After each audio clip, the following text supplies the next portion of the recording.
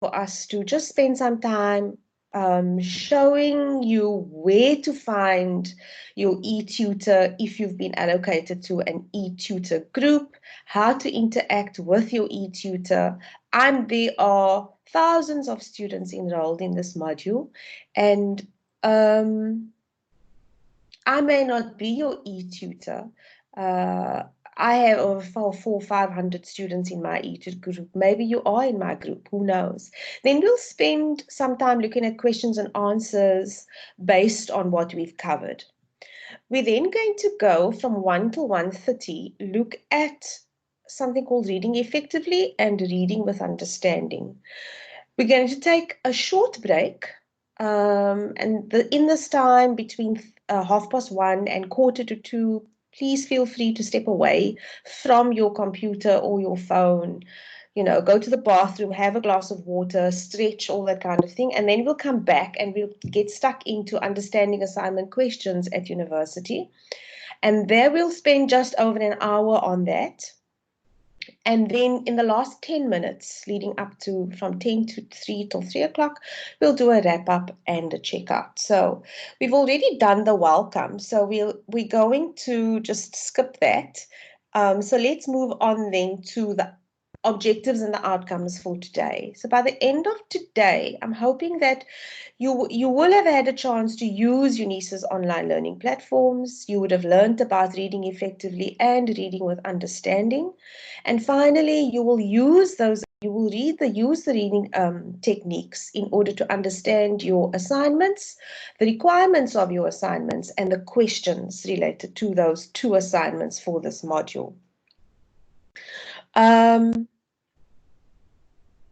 going to unshare my screen, the presentation very shortly, because we're going to go, and everyone, we're going to need your support here. We're going to look at MS Teams and just some kind of orientation, just to help people make sure where to find what, using some of those icons.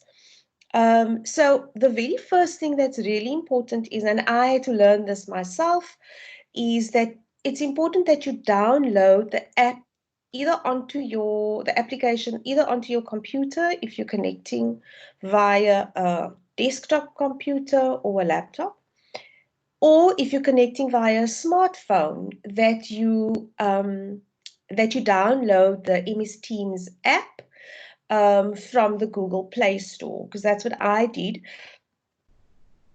this morning. And so I'm just going to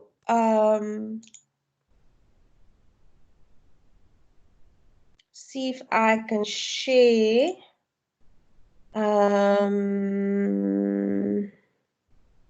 No, I'm going to have to share. If I share my desktop, I'll share this.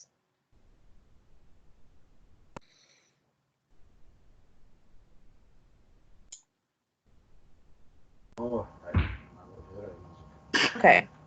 Avron, can you help me? What are the students? What are you seeing?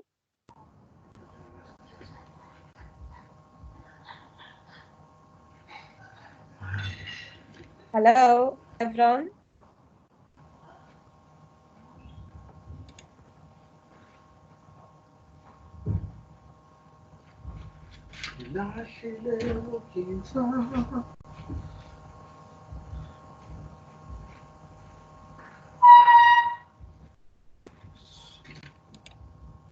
Okay, so I'll just carry on seeing as if everyone can hear me.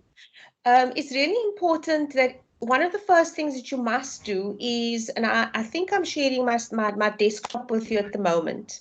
So it's really important that you make sure that your mic is muted. So I'm just showing you now. Can you see this? Your mic is muted. So when you mute your mic, we won't hear you. So what I'm going to do is just make sure that everybody's mic's muted. Otherwise, we will hear the conversations happening on your side. I also want to make a suggestion that in order to improve the quality of the presentation and maybe just the sound is for you to actually turn your camera off. It's up to you. It depends. I have my camera on at the moment, but you can turn your camera off.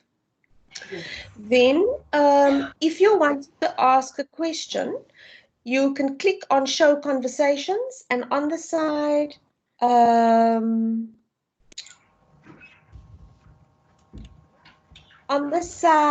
you will see a meeting chat open. Are you seeing my desktop at the moment?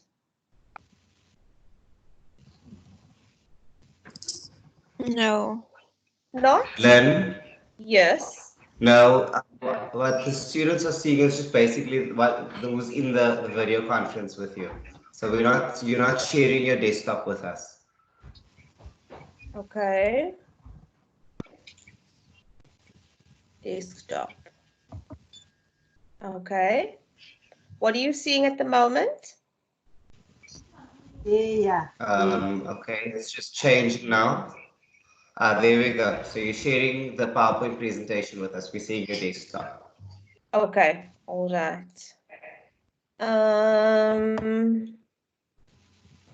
Okay, because I'm actually wanting them to see the MS Teams screen. That's what I want them to see, not the presentation at the moment. Yes, I'm showing them. they are seeing the MS Teams screen. Okay, all right. That's what I'm wanting them to see. Okay, so on your screen you will see the meeting chat. Okay, you will also see, and this is where I see people saying if you can't hear anything, if you're finding that you can't hear anything, it's possible that maybe if you turn your camera off, then maybe the sound will clear up. I see some people haven't muted their mics. It's really, really important that you mute your mic, everybody. My mic is not muted because if I mute my mic, then you won't hear me. Okay. So this is what your mic all the time. And if you are turning your camera off, you will see that. So now you're not able to see me, all right, because I've turned my camera off. And that might help you with the connectivity and the audio of the session. I also just want to let you know that the session is being recorded. So you will be emailed a link later on, not today or tomorrow, maybe next week. The session will be recorded and you'll be able to watch the session in your own time. All right. So muted mics at all times, and then the meeting chat is on the side here. You should all see it. Can everybody see it? I'm just going to say hello here.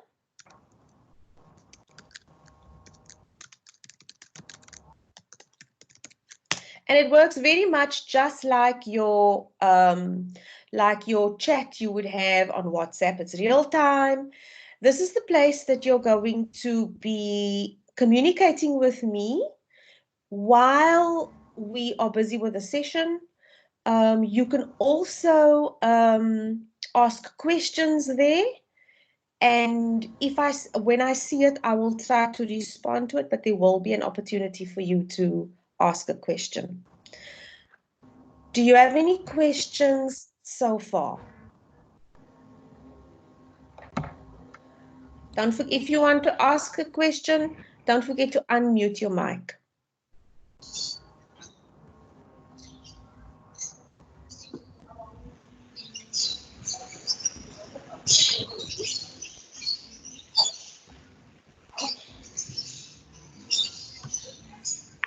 No questions? Have you all connected successfully?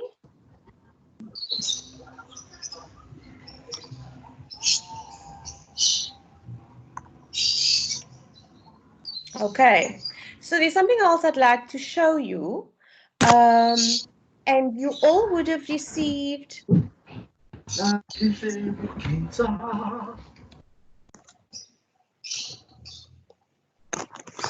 okay, I'm getting a request here to mute everybody's mics because some people have joined us, and so I'm just muting everyone. Okay.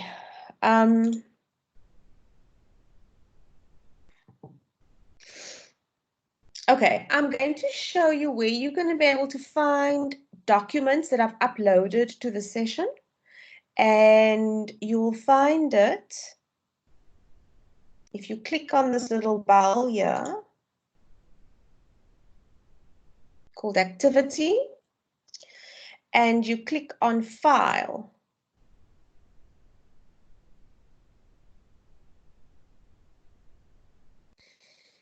You will find that there are 3 documents that I have uploaded. Len? Yes. You're not sharing your desktop anymore. Oh, okay. All right. So they can't see that you're showing them the bell. Oh.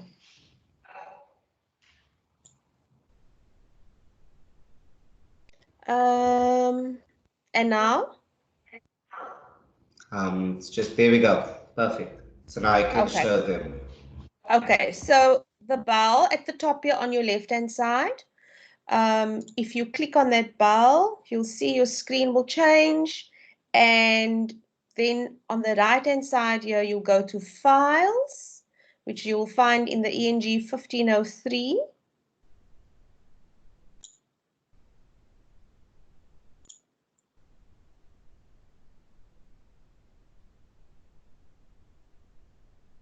And you'll see that I've uploaded those 3 documents there, which we are going to use later on. You have been emailed these documents, so you need to check your My Life email address. So if you can't open it within Teams, you can then just open it, you can open it on your desktop from your email. Has everybody seen that? So we'll now go back to our meeting.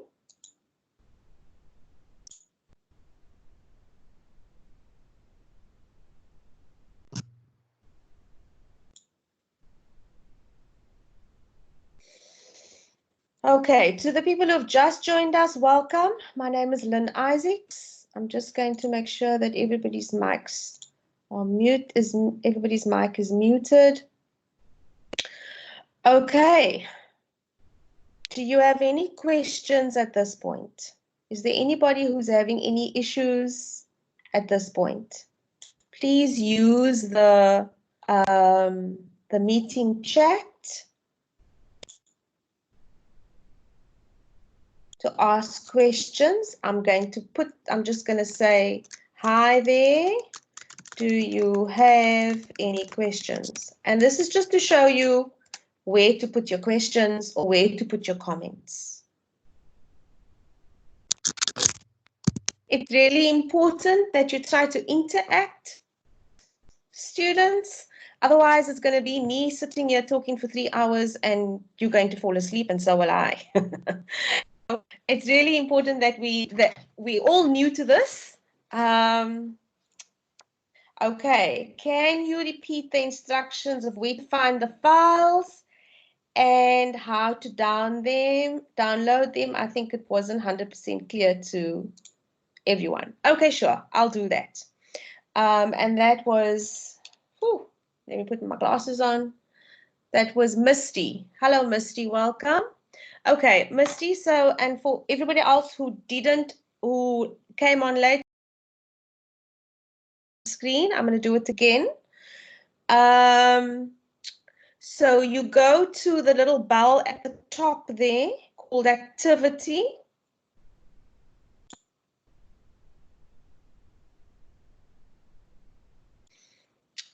And you click on Files. and you'll see those 3 documents would load. I uploaded those documents. The one is called Reading Critically, the other one is called Reading Effectively, and the third one is called Task Analysis Direction Words. Now, if you want to download it from Teams, you simply click on the download button. However, everyone who was invited to today's workshop, you would have received this as an email from CTN TUT this morning. So you have it in 2 places. You have it in your mailbox, in your My Life UNISA email account, and you also have it here in Teams. Is everybody okay with that? Please reply to my question in the meeting chat.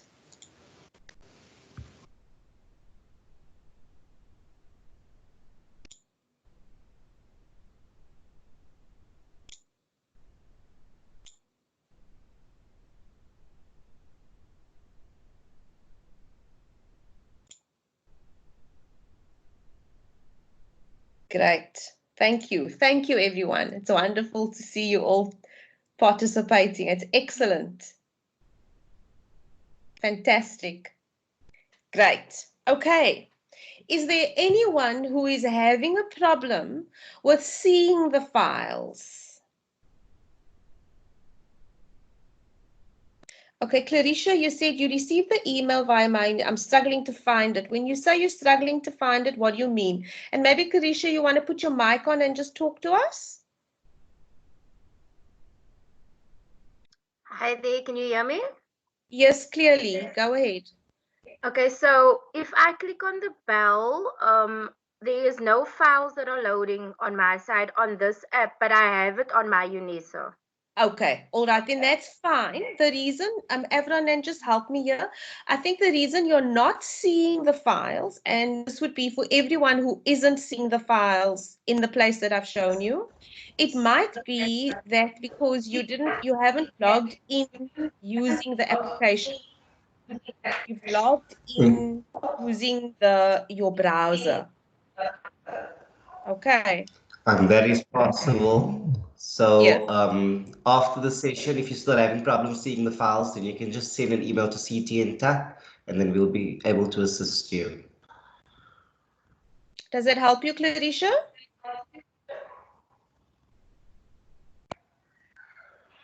Okay, so then is it Jessie who's asked the question, is reading critically, is that the first document we need? The reading critically document, Jessie, is for your own purposes later on. We're not going to refer to that. That's just additional information that I've provided. We are going to be using the other 2 documents though. Okay. Is there anyone else with a question? So you can ask me questions in 2 ways. You can unmute your mic and you can say, hello, Lynn, this is so-and-so. I have a question. Or you can type the question in the meeting chat.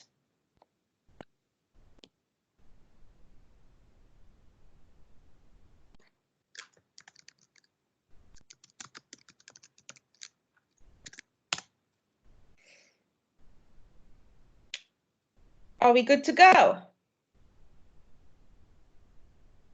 I just want to spend a little bit of time on talking about the mobile app. So for the people who logged in on their phones, and everyone, I'm going to need your support here again because I need to go back to the presentation. So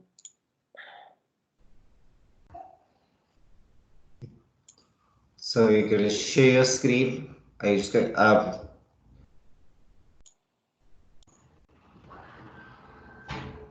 and then you can just open up the presentation.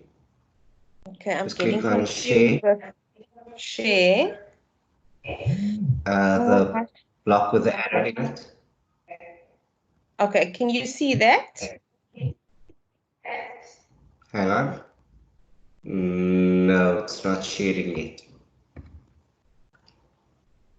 Okay, Here we go. And now, okay. Is that okay? Yes. There you Okay. go.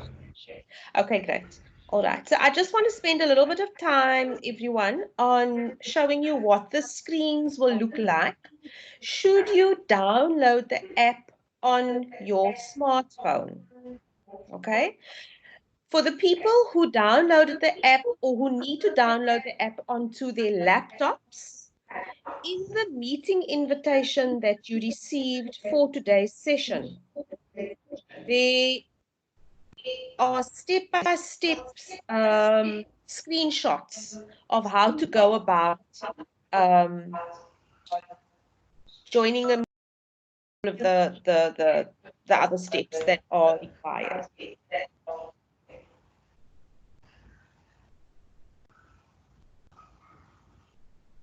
Okay, I'm sorry, I just need to put my phone on silent. Okay, there we go. All right.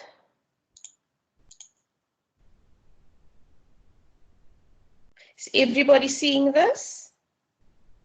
Everyone? Can you help Yes, me? everybody should be seeing it. Okay, great. Okay, so here's the first screenshot that, and are you able to see this clearly? Everyone, can you just give me some insight there? Because for some reason I Yes, can't. it is. It's fairly clear. Okay, great.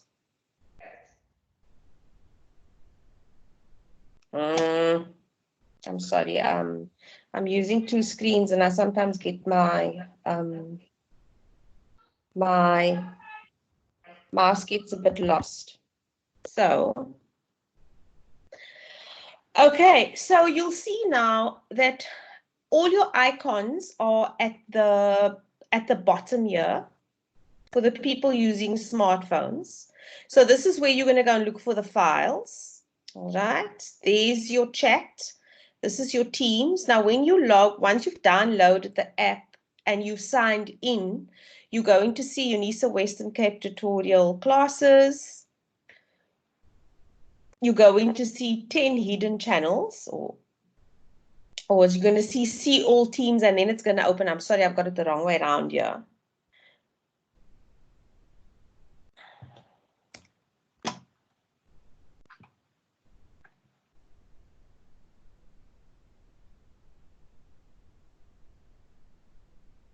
Then you're going to see a list of modules, and you're going to tap the checkbox called ENG1503, and then you will see this appear on your screen. So this is what I did this morning to see what the screen would look like, so that I can do a screenshot to show you. So this is what the mobile view is going to look like for people using their smartphones. Everyone, if you're coming in via the browser, is this what you will see or not? If you're coming in via the browser, it will often Yes. ask you to There download might the be app some instead, people but coming in as a guest. yes, if you're coming in as a guest. No, my I'm sorry, question Lynn. is yes. You're freezing. Sorry, you're freezing on my side. Oh, okay. All right. My question is, will everybody, if you haven't, this is what you're going to see if you have downloaded the app onto your phone. Okay. If you're not Yes. seeing this on your smartphone, it means that you have not downloaded the app. So it's really important that you download the Yes. app on your phone in order for you to see this. Okay.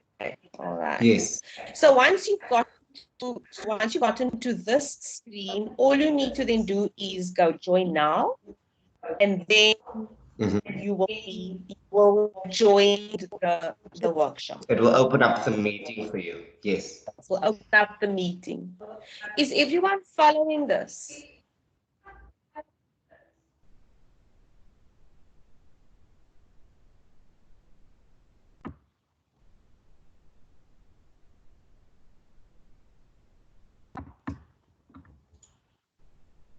Okay, I've just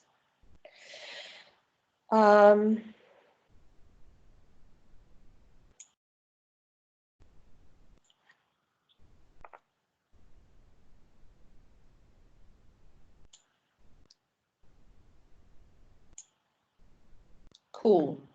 Thank you, everyone. I'm sorry I'm so slow, but I will eventually get this. So,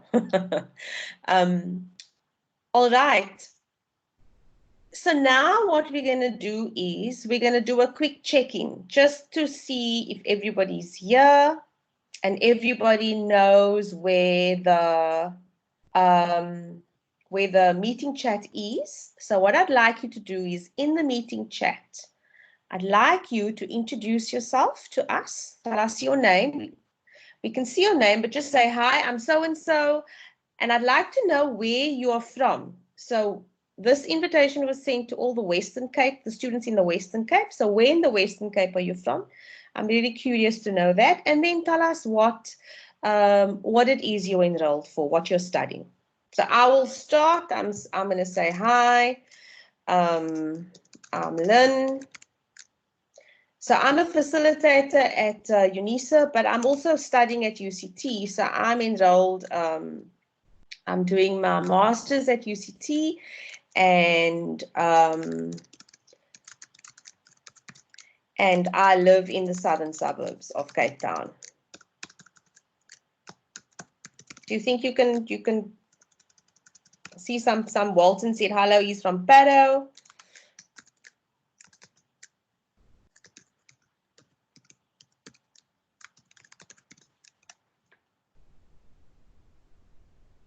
Anybody else? Nobody? Hi, Simone from Worcester. You're a full-time teacher. Sheena from Westage, Mitchell's Plain, high certificate in law, welcome. Where are the other students? There are 20, more than 20 people online. So where's everybody? Hi, can you hear me? Yes, I can hear you. Oh, my name is Gosunati. Yes, hello. I'm working for Bidvest Panalpina Logistics. Yes. In Cape Town, in Langa. Yes. I'm studying the high certificate in economic science. Okay, excellent. Welcome. Welcome. Thank you. A question. Do you know where to type that? I've been trying to see where to type. Okay, so what you need to do is you need to, next to the three little dots, you'll see like a text icon. Okay. Click on it, and it will open up something on your right-hand side called meeting chat.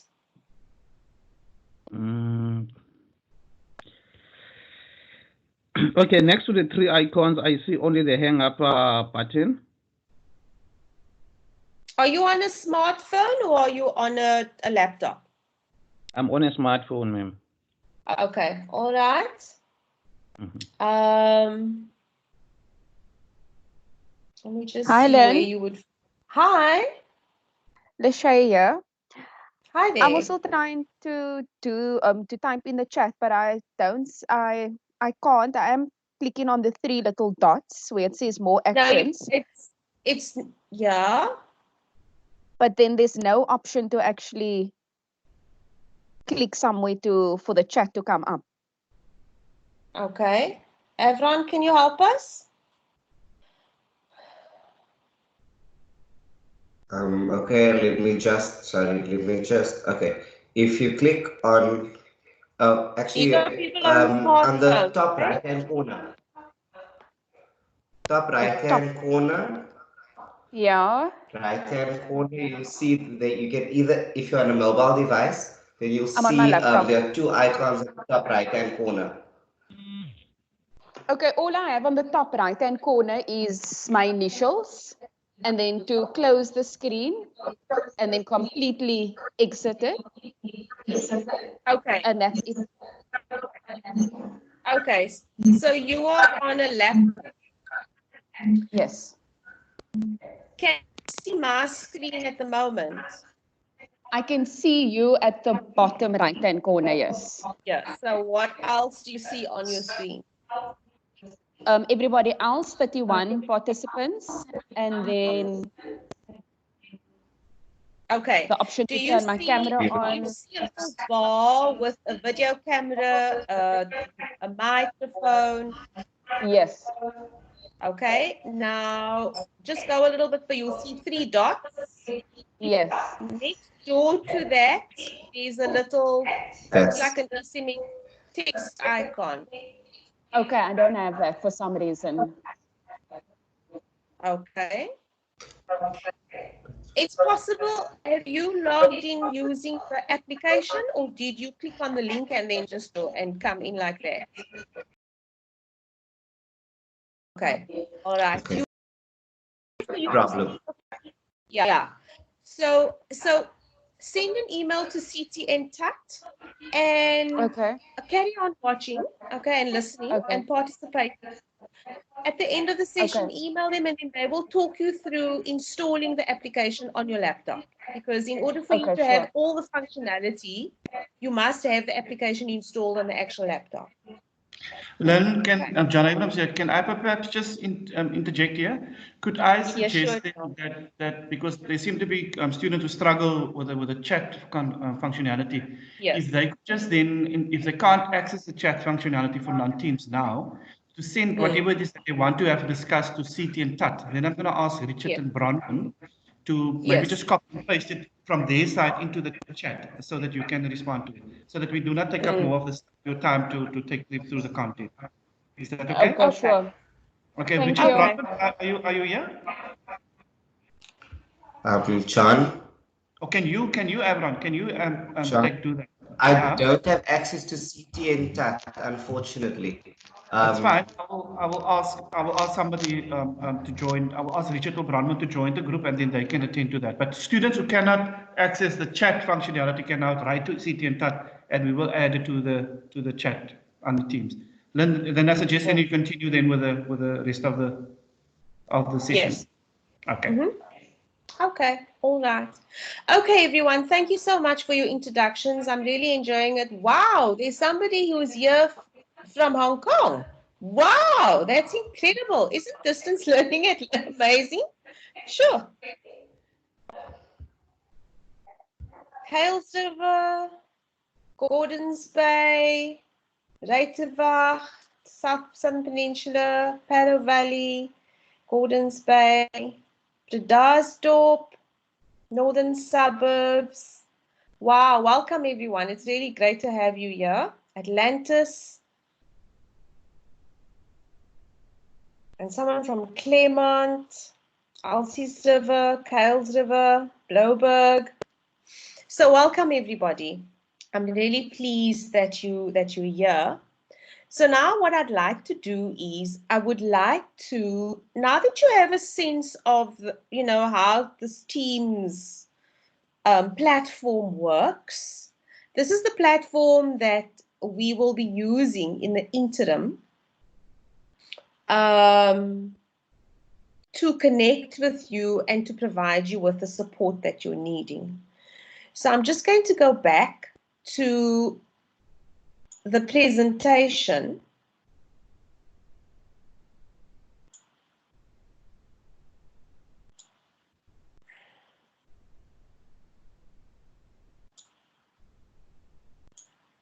So that you have a sense of where we are at the moment. So that's what we've just done. We've done a check-in where you've introduced yourself. So I want to move on now to, I'm really not sure whether you are aware of this, but newsflash, the assignment dates have been extended to the because of the lockdown, to the 24th of April for assignment 1 and assignment 2 to the 8th of May. However, it is really important that you try to submit your assignments before these extended dates, because lecturers would like to start marking, and should you submit your assignment by the 8th of May, your assignment will be marked, or the 24th of April. Those assignments will be marked. However, you may not get them back in time for you to see the feedback on your assignments and your marks before the exam. So it's important that you try to submit your assignments before those dates. Those dates have been provided by the university because of the lockdown, and also because there's some, the delivery of study material is being delayed. However, it's really important that you make use of the online services provided by the university, and you can find everything that you need for your various modules on MyUnisa. So what I'd like to do now is just spend a little bit of time talking about MyUnisa. And please, people, feel free to post your questions about MyUnisa.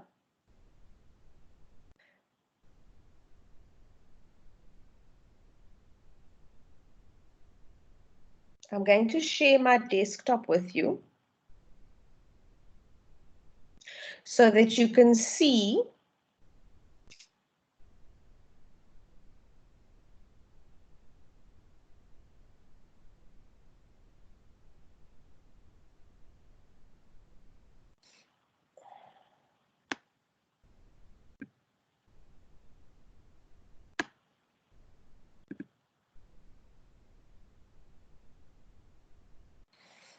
So there's your MyUnisa login page.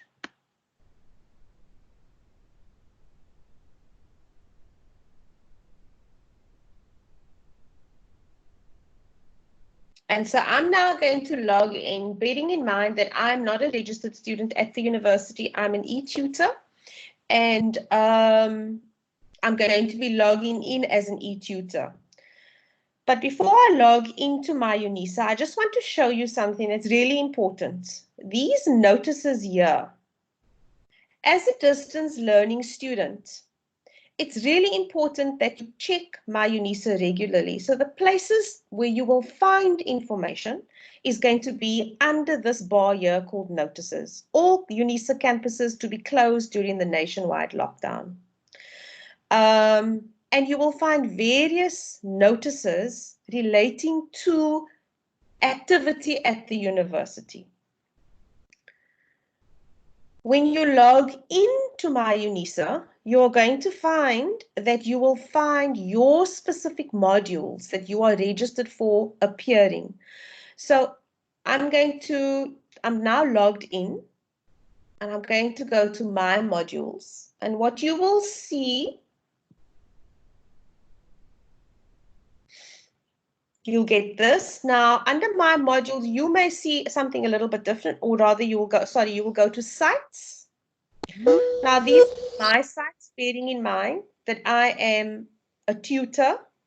I'm not a student. So your modules that you are registered for the 2021 semester should appear, and you will have more than one appearing. Wherever you see the E, that means you've been allocated to an e-tutor group. So it's really important that you have a look on MyUnisa for this. On the other side, where there is no E, that's just going to be general information that you will find. But let's just go to the general site so that you can see announcements, for example. This is how your lecturers communicate with you. Now, how did I know that there was an extension? Because I went and I checked the announcements. You can see these announcements on MyUnisa, but you also receive these as emails.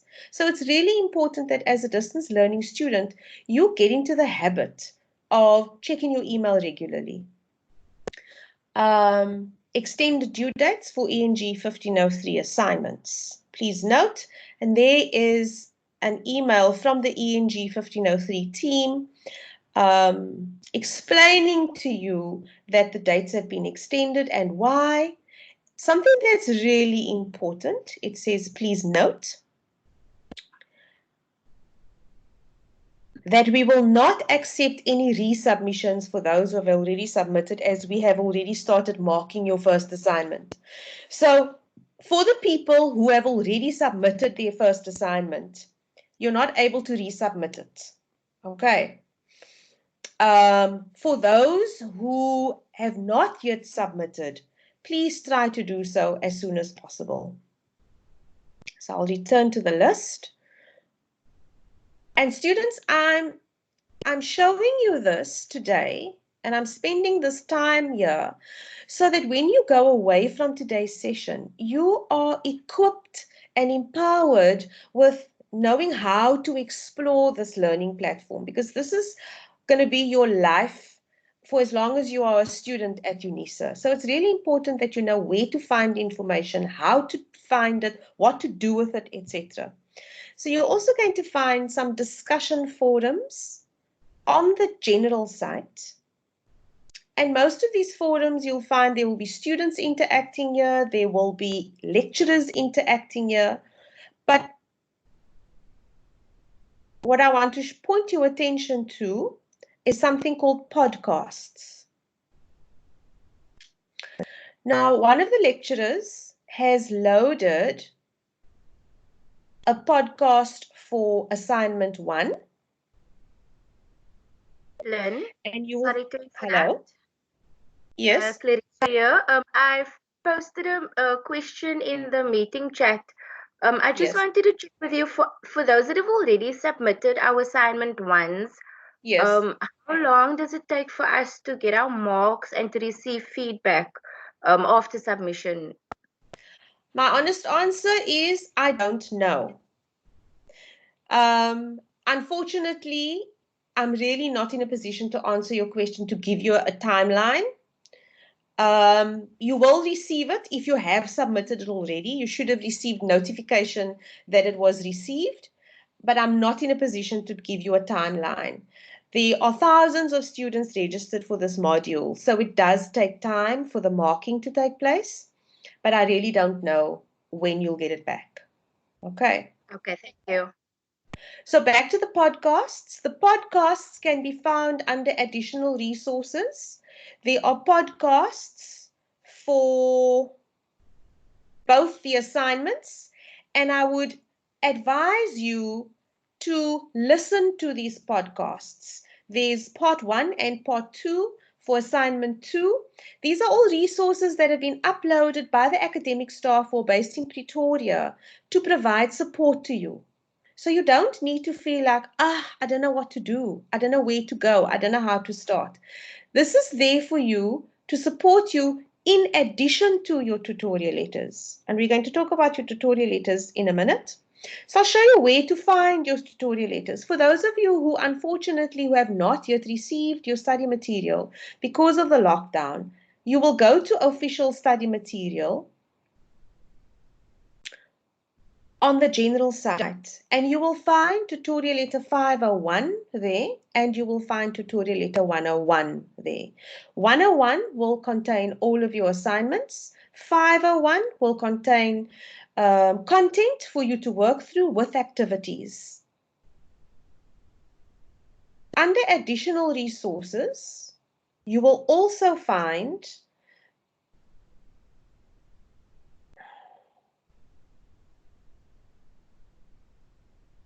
I'm trying to find where they posted there was a tutorial letter 102.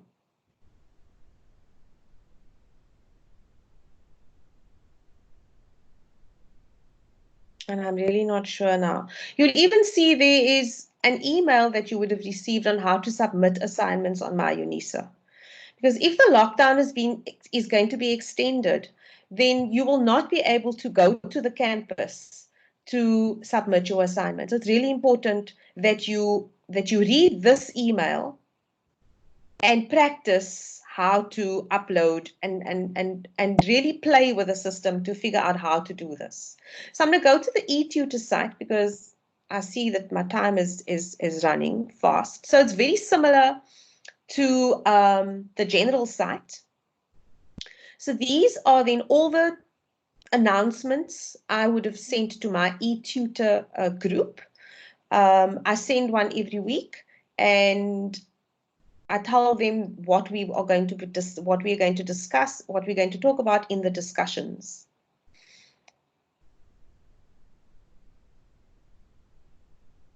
So at the moment, if I go to the most recent. At the moment, we are talking the academic essay structure. And in fact, I'm showing you this, students, so that you know how to navigate this site.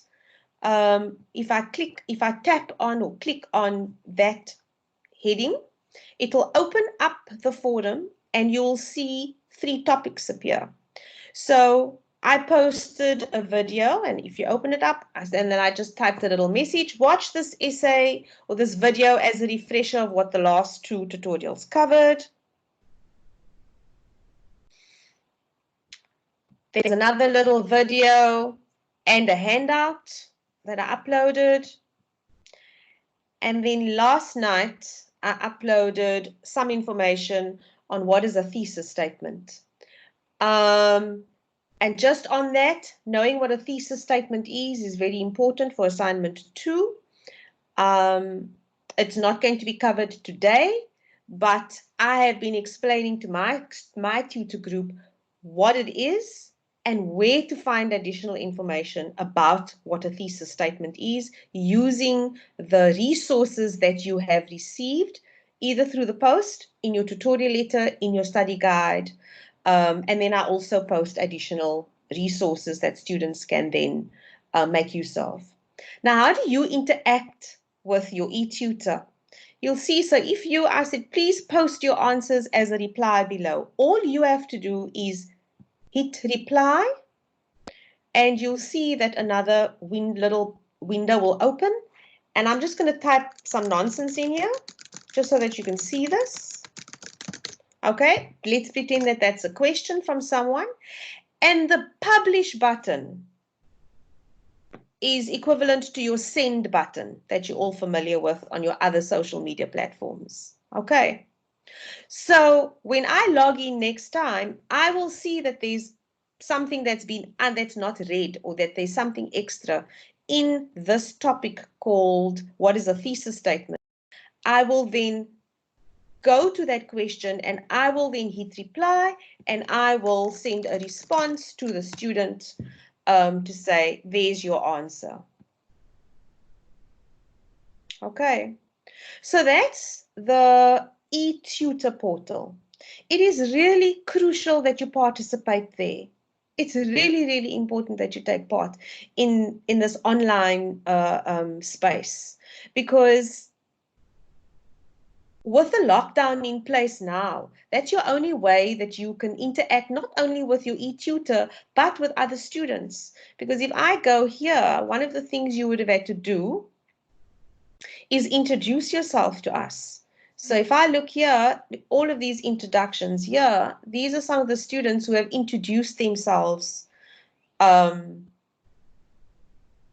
the e-tutor group.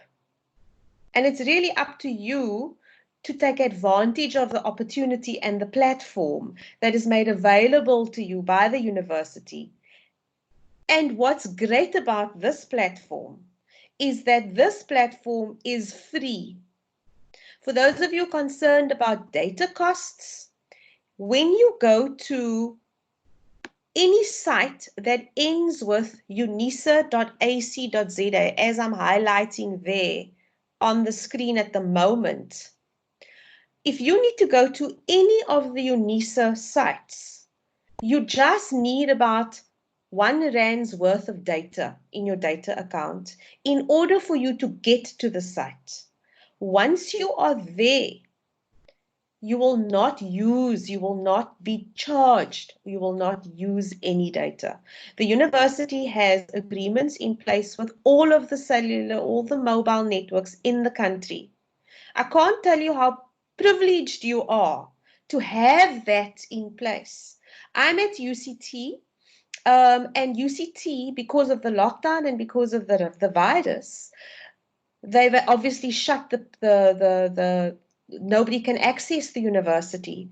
Only now UCT is negotiating agreements with the mobile networks for its students, because it's now needing to move all of its teaching and learning online.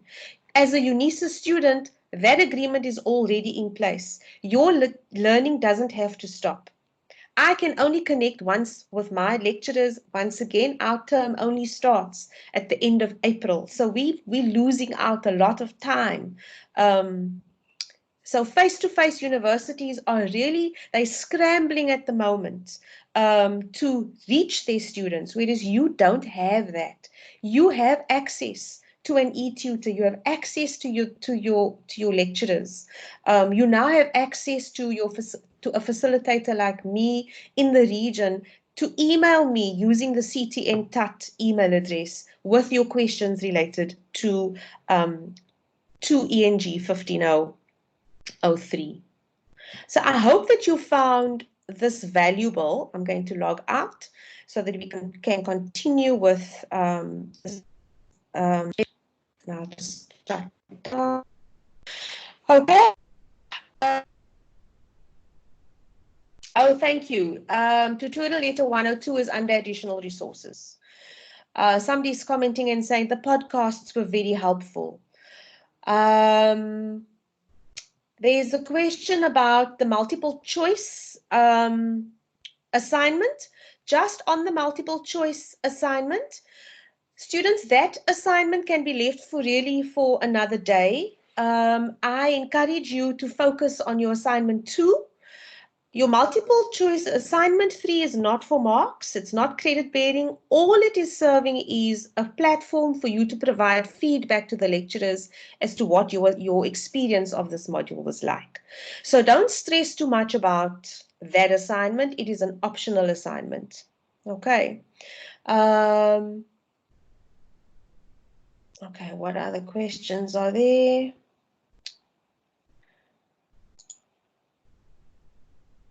Okay. Why do the assignments not change when going on to the info? I'm really not sure about that one. Will we still be able to fill out the module feedback? Yes, you can still fill it out. Thank you for that information about the podcast and then telling us where to find tutorial letter 102. So I'm hoping that you are finding this session useful thus far, because not only am I providing input, but your peers online in today's workshop, they are also telling you where to find information. And it's really important that you start feeling that sense of community, even though we are separated, physically, and that we can't see each other face to face. Are there any other questions before we move on to before I change the screen and I go back to sharing the presentation with you? You can either unmute your mic and ask the question, or you can type the question in the meeting chat. Right, good morning, Lynn. Hi, Jacques. Hey, how Welcome. are you? I'm good, thanks. I'm good this side. Yes, I just want to introduce myself to everyone. My name is Jacques. I've been responding to some of the queries. Yes. I'm the regional academic coordinator, and I just want to tell students that they are more than welcome to contact our writing center if they got any difficulties in doing assignments. Okay, so what I'm going to do here, Jacques, is I'm just going to post the email address here. It's ctntat@unisa.ac.za, right? So students, That's right. Yeah. So what you can do is send your assignments, especially your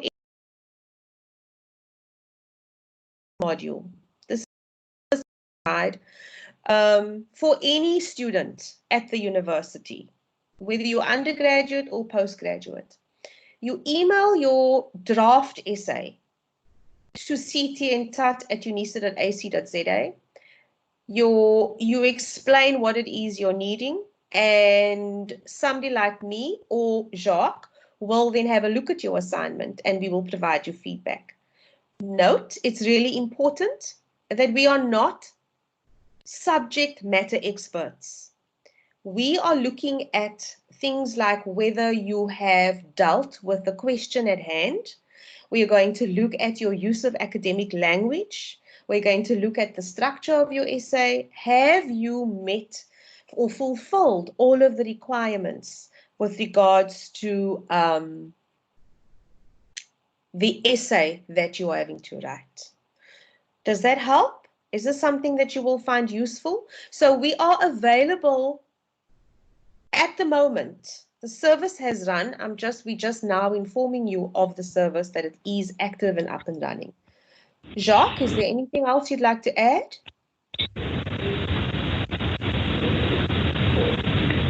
No, Lynn, I think you covered everything. Okay, great. All right. Hi, Lynn. Hello. Lynn, can you hear me? Okay. Yes. My question is for us that has already submitted our first assignment 1. Yes. Is there a chance that we can still retrieve that and send it to you guys so that you can verify if we've covered everything? Unfortunately, as I showed you on the screen, I showed you that the announcement, the email sent to you by the ENG1503 academic staff. Unfortunately, they have said that if you have already submitted assignment 1, you will not be able to resubmit. However, we can assist you with assignment 2. Does that answer your question? Yes, but my other point was just for me to know what to expect from my assignment. Can I, because I had a copy of can I just send it to you guys so you see what can I expect when my assignment is marked? I think what you're asking of us is to mark your assignment, and that's not the service we provide. Okay. Okay. All right. I'm sorry, I just need to just wipe my nose. I apologize. Let me put my video off. It's not very nice to look at. Okay. Are there any other questions?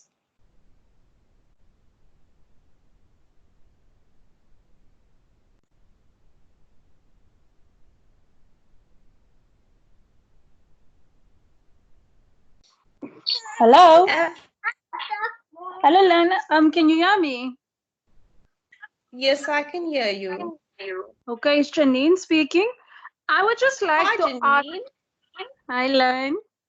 I would just like to ask, in assignment 2, we are required to give a source from a hard copy book, like a book from a library. Yes. But as you know, currently with a national lockdown, we don't have access to a library. So how are we going to go about that one? Because we are supposed to provide about 6 references, which one should from a printed book, a hardcover book. How are we going to go about that one? Okay, so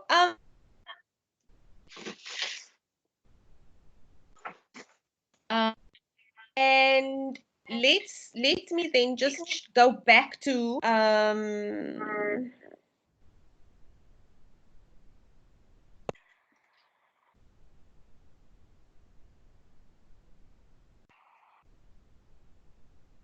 I just want to share my desktop with you again. All right.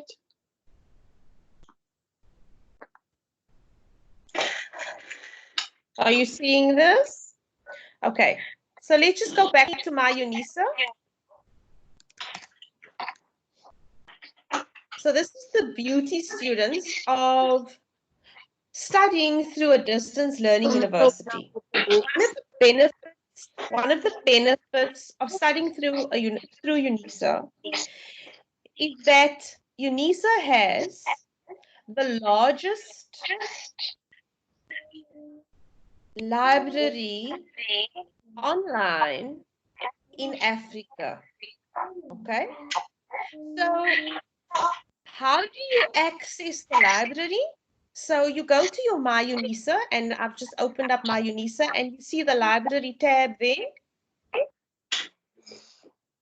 You click on the tab, and you are at the libraries page. Now, today's session is not about accessing the library, but I'll just show you very quickly how you can find e-resources, because unfortunately you will not be able to access the physical library in Paro. There's an announcement here. Due to the virus, you're advised to take advantage of the library's 24-hour online access to a variety of services. So you can go to that announcement.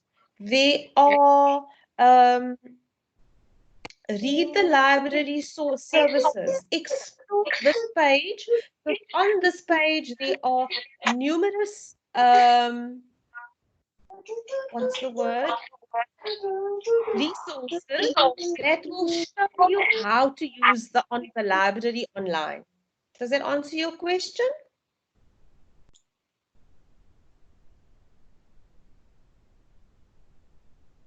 Hello?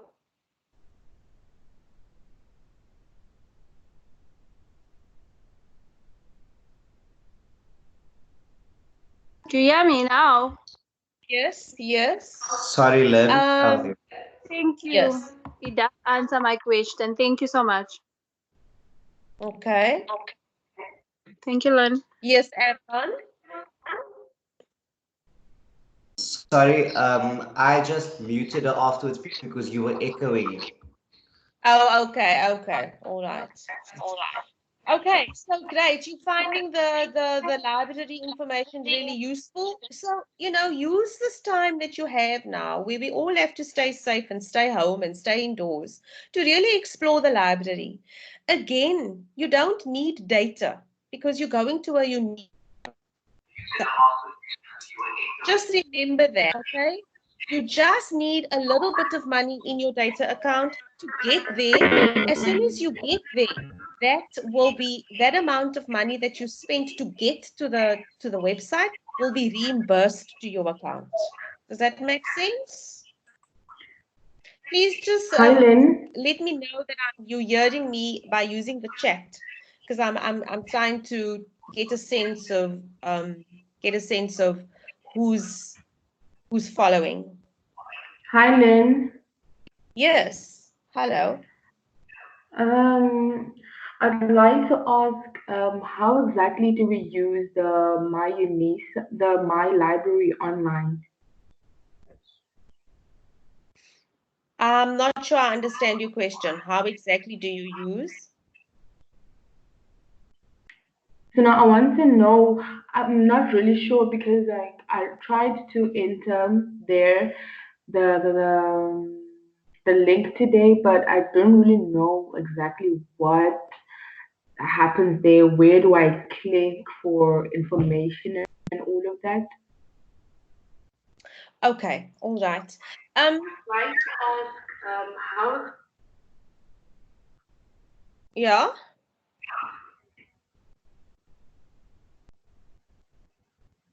I think it's possible that you might need one-on-one support here. So maybe send an email to CTN Tut, and then we can help you. Okay. Okay. Thank you, Lynn. You're welcome. All right. So let's go back to.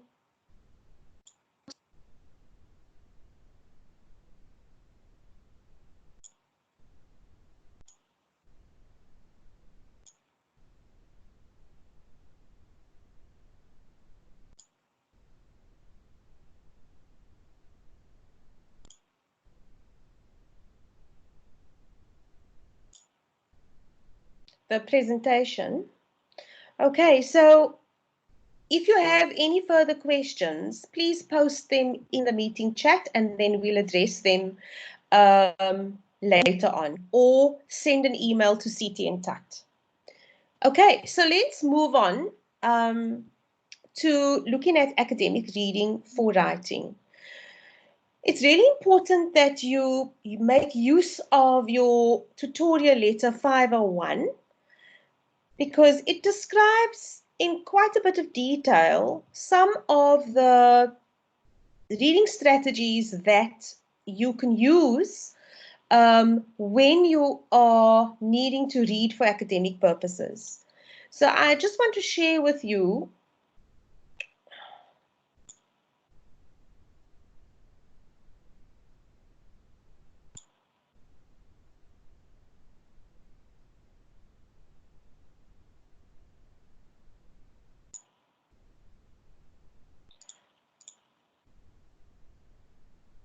the tutorial letter.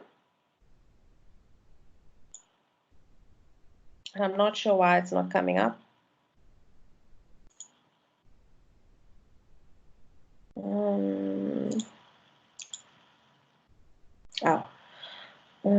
Evron, can you help me, please, if you're there? Len, you're not sharing your screen with us anymore. Okay. We are just seeing the normal video conference. We're not seeing the presentation. Okay, here we go. All right, so you're seeing this at the moment? Yes, I can see you seeing it. It's changing now. There we go. Yeah. Okay, all right. So let's have a look at page 18 of your tutorial letter 501. You will find some information on these general reading techniques: speed reading, skimming, scanning, study reading, critically, reading interactively, the SQ4R method. These are reading strategies that you are required to use, and you use these interchangeably. So spend a little bit of time reading through this, becoming familiar with it. It's not, these strategies, they are not new to you. You use them all the time. Skimming and scanning, think about when you're looking at Facebook every morning, at your Instagram account. You skim and scan all the time.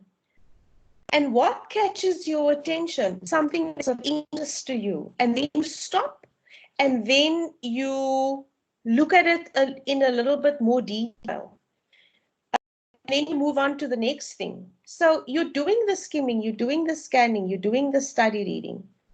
What we find challenging is reading interactively. And we also find it challenging to read critically because we have become very, very good skimmers and scanners. And unfortunately, when we have the assignment, then skimming is not going to benefit us. So if you found yourself struggling with assignment 1, ask yourself, did you skim and scan the instructions? Did you follow instructions? How did you read the extract or the text called slum tourism? Did you read and scan it? How did you read the questions? Did you struggle to understand the questions? So I want to give you an opportunity now just to tell me what your experience like of reading for that first assignment. What were some of the things that you found difficult? Please type it in the meeting chat for those of you who are access it.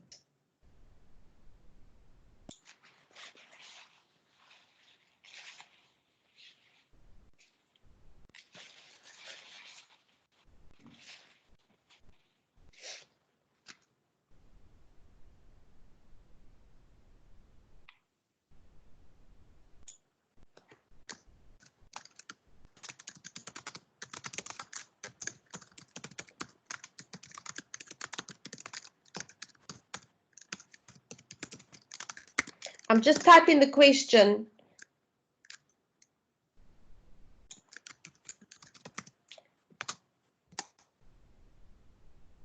So there's the question.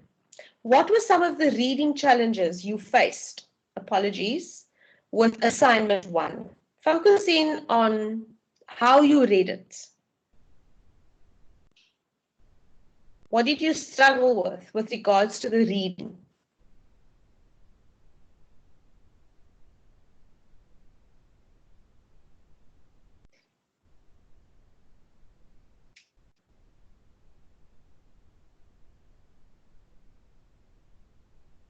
Dilshad is saying she found that she had to continuously read the questions coupled with the passage in order to actually grasp what the question was asking. Yeah, okay. Anybody else? Thank you, Dilshad.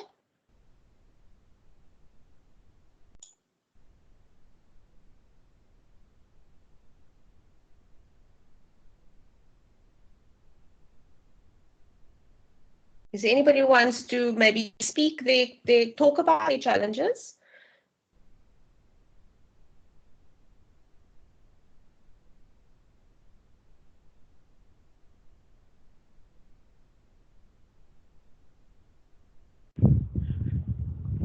Lynn, can you hear me? I can hear you. Okay. My challenges was also the same as the one that has been mentioned already. Yes. That is reading the question more than 5 times to understand exactly what it requires. Okay.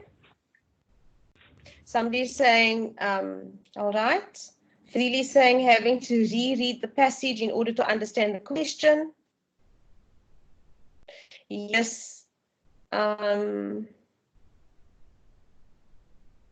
Anything else? Any other questions, comments?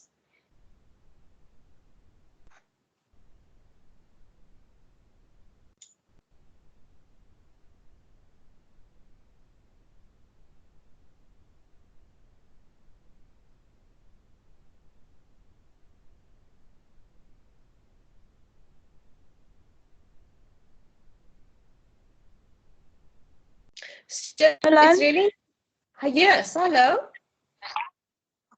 I'm busy trying to type a message, but it's taking too long. Okay, then talk is fine. Question 2. Compare and contrast slum tourism with any other form of tourism. Yes, yes. Disadvantage. Okay. Yes, slum tourism. Oh, yeah, no, it's question 1. I'm talking about question 1. Explain the disadvantages of slum tourism. At first, I actually found that question tricky because at first I didn't know whether they were referring to the disadvantages of the people in the slum, the inhabitants, or were they referring to the tourists itself. So that one was a bit tricky for me. But just to clarify, are they referring to the tourists? Because in my answer, I refer to the tourists. The disadvantages, are they referring to the disadvantages to the tourists, or are they referring to the disadvantages to the people in the slum? So they're not talking about the tourists. They are wanting us to learn about advantages of tourism in slums, not the tourists. Okay, that's advantage of slum tourism. Okay. Yes. Yeah, okay, I understand what you're saying. If I say the disadvantages of slum tourism is the tourists are exposed to electrical wires in the street, like what they actually give you in the extract. Is that wrong or is that right? Okay, so where in the extract is, I'm just skimming it quickly to find it. Oh, okay, here we go. In paragraph 2, it says, open sewers and ducting to avoid exposed electrical wires. So what that refers to, one of the disadvantages then possibly might be that it's not always safe, physically safe. It's not a safe place to go to because you can be exposed to sewage and you are exposed to possibly being electrocuted. So that is a possible disadvantage, yes. Okay, so if I give you that answer, it's a right answer. Look, people, I don't mark, so I don't know. But if I read this text, then that is a possible disadvantage, yes. Okay, because that was me, that question. Well, what they're referring to for me, that was, I found data, but tricky. Are they referring to the people in the, or are they referring to, because there's disadvantages for the people in the slum, the people who live there, and there's also disadvantages for the people who visits the slum, the tourists. They also explain about tourism. Yeah, they're talking about tourism as a concept. Okay, so tourism taking place in slums. So taking people from other parts of the country, slum. Yes. So they're not talking necessarily about only the tourists or the inhabitants of the slum, but the concept in general. Okay. So you found that there were disadvantages for the tourists, for the principle of tourism, and even for the advantages of slum tourism. Okay. Okay, you're breaking a bit up, but I can pick up bits and pieces. Okay, right. Is it better if I turn my video off? Is the camera off? Is the quality better? Yes, I think so. Okay. Yes, if All I right, then keep the camera off because sometimes that just takes up so much bandwidth. All right, so let's go back to talking about using skimming and scanning and asking you what was your experience like, and then we got a little bit stuck into the discussing the actual questions. And I'm wanting to focus on your awareness of how you read, okay? Okay. One of the ways in which, or one of the behaviors that we need to change when we are a student at a tertiary institution is to change the way we read, to adapt it, to be flexible. And so we use these strategies that I've shown you on a team. We use these strategies interchangeably. But skimming and scanning have, and so you're going to find when you get to assignment 2 that you will use the skimming and scanning lots, often, because you're going to be looking for information. You're going to be looking for information relevant to the topic that you've chosen. And if you come across information that is irrelevant, then people, can I just remind you to mute your mic?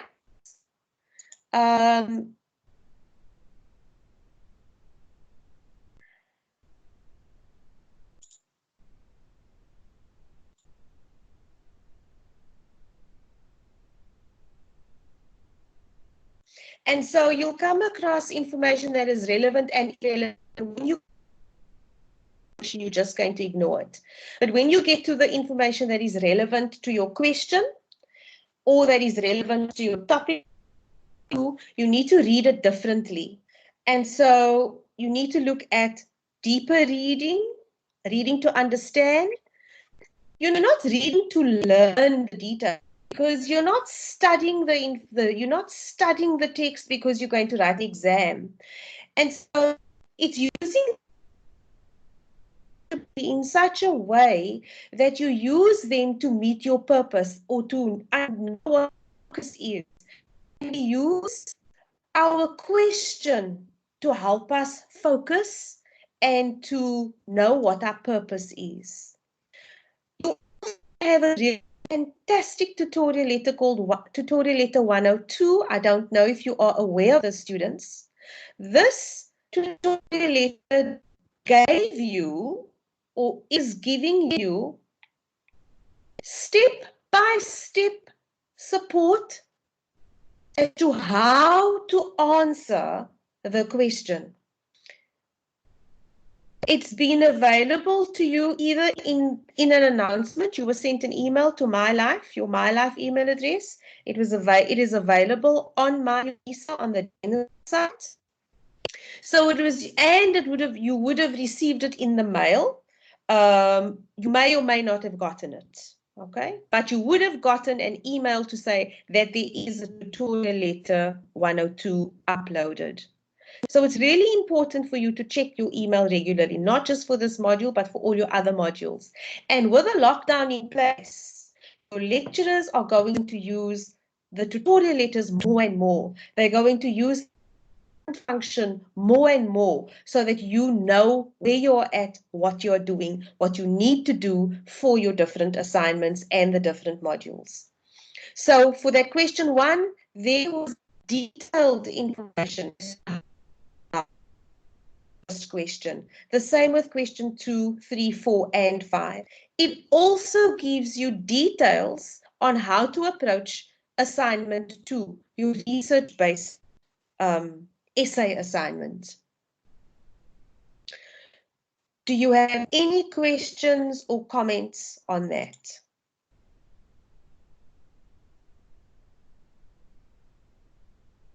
I see somebody talking about referencing is quite a challenge. Some posted a YouTube clip on the challenge, on the Claricia, on the Jacques is telling you, Claricia, that we help you with the referencing. But if you look, I'm just going to show you where to find assistance with your, and I know that assign tutorial letter 102.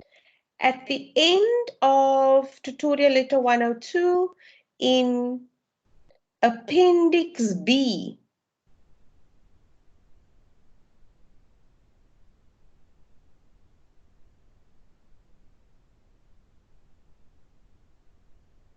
here we go.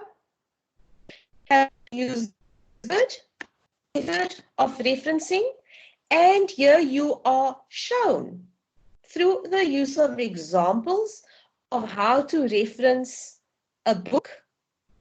If you were to refer to that author of the book in your essay, how to use and how to reference in text.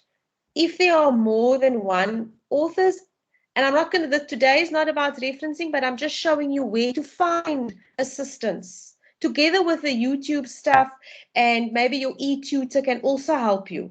So it's not as if you don't have something to go to. Oh, your first port of call must be your tutorial letter. If you get stuck with something in your tutorial letter, go to your e-tutor. If you're not allocated to an e-tutor, come to CT and TAT. We'll help you as far as we can. But also send a letter, an email to your lecturers or general site. Thank you, Lynn. You're welcome.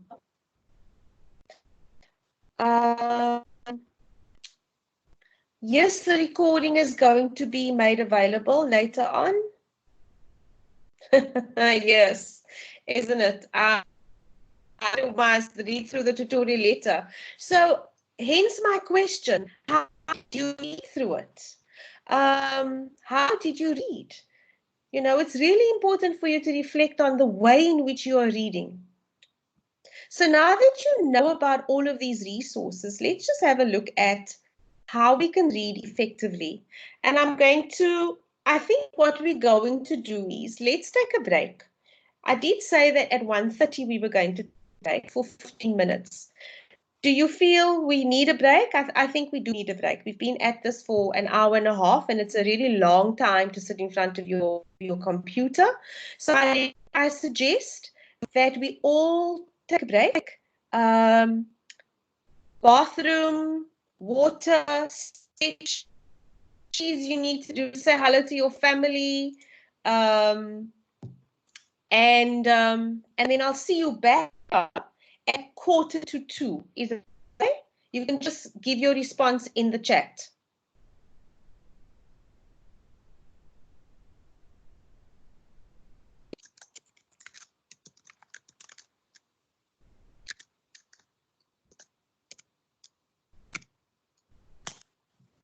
Okay. All right. So I'm going to mute my microphone and turn my camera off. I'll see you all back at your desk at the work. See you later.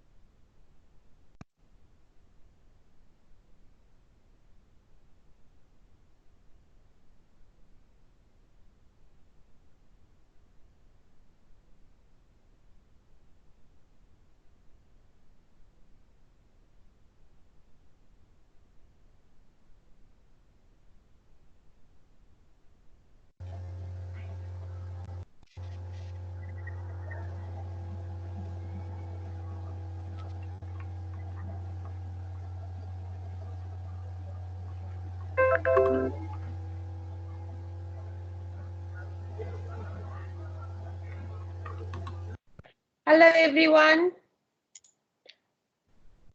I'm back.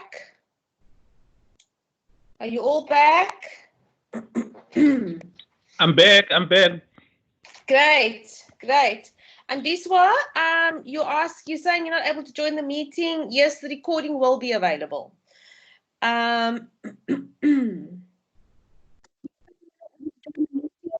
Everyone back? I'm just going to just make sure that your mics are muted.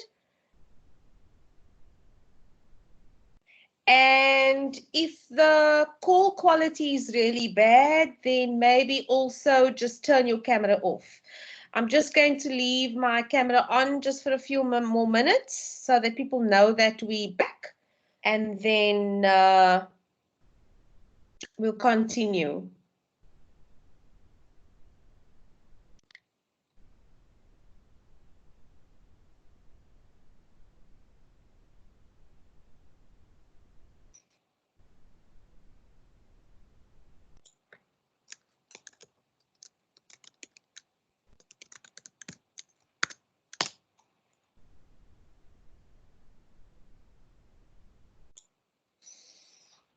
Okay, so we were talking about reading, and to see if I get back to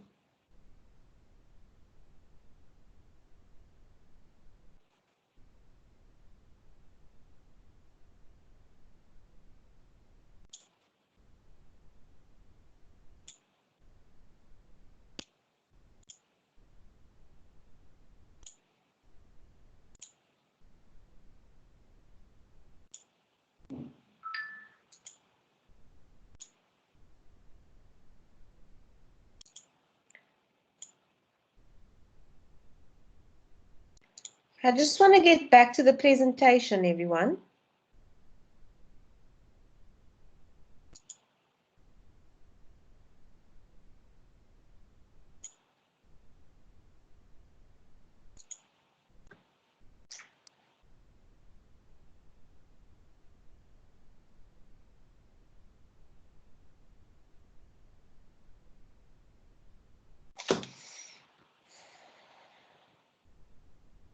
Am I sharing this? Is everybody seeing the presentation? I never know in the presentation. Okay, thanks, everyone. Thank you. Okay. All right, so I'm going to give you 5 minutes. It's now 10:02. I'd like you, for those of you who are able to see the reading effectively handout, if you've received it via email, you can open it on your phone.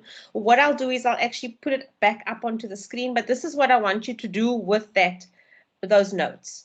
You're going to read it, you're going to use the reading strategies, and this is what you need to do. I want you to come up with, the answers are all on the sheet.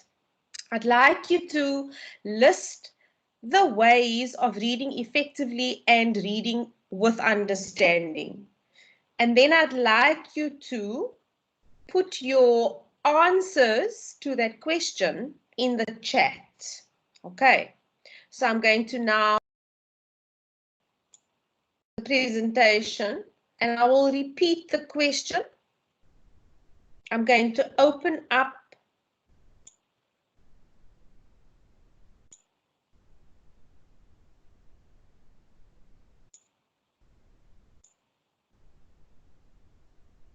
the handout. I keep forgetting how to do this one. Can you see that?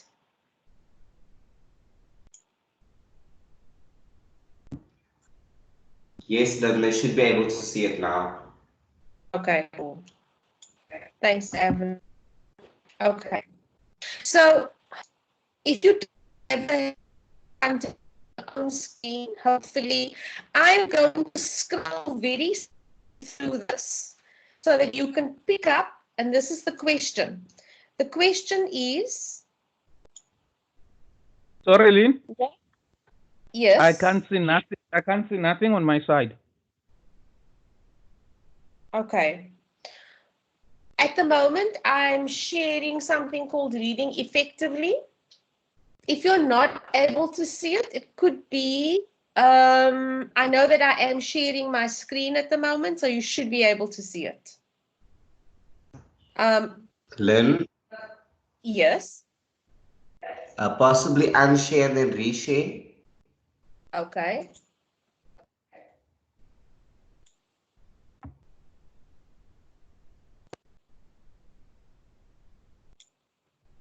Now?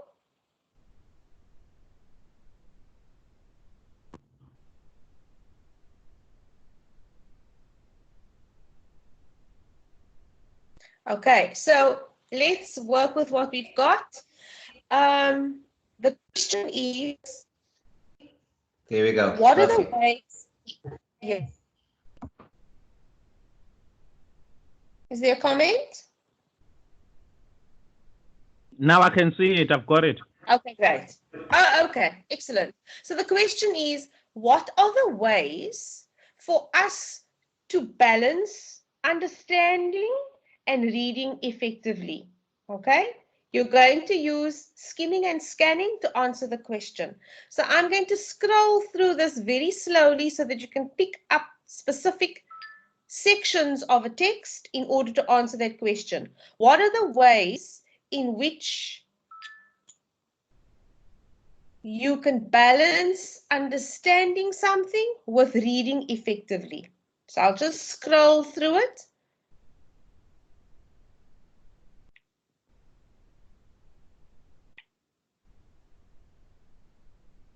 It's not the most effective way of doing this. Ideally, you need to have this document in front of you.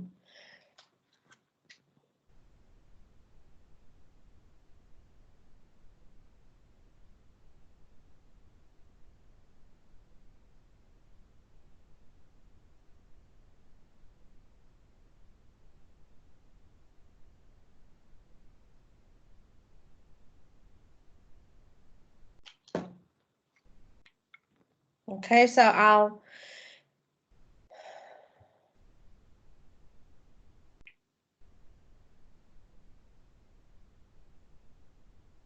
Are you coping? I'm going to need you to say yes or no because I'm not able to see the chat at the moment.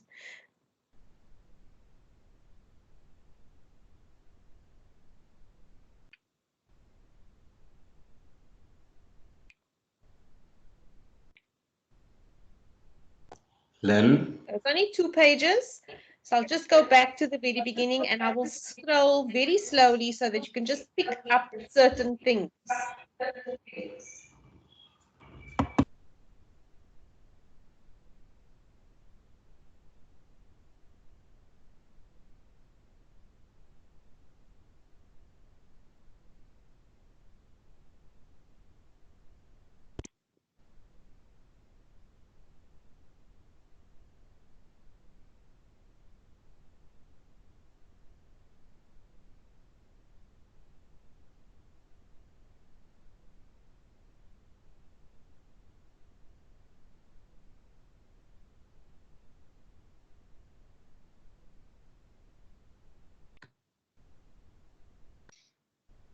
Okay, so that's about 5 minutes.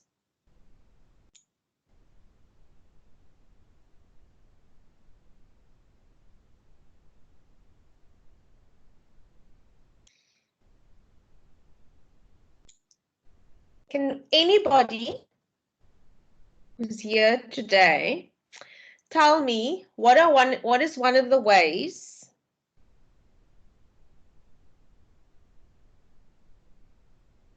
that is going to help you, that you can use when you're reading something that's going to help you understand, to read for understanding, and it's also going to be reading effectively based on what you just saw on the screen earlier.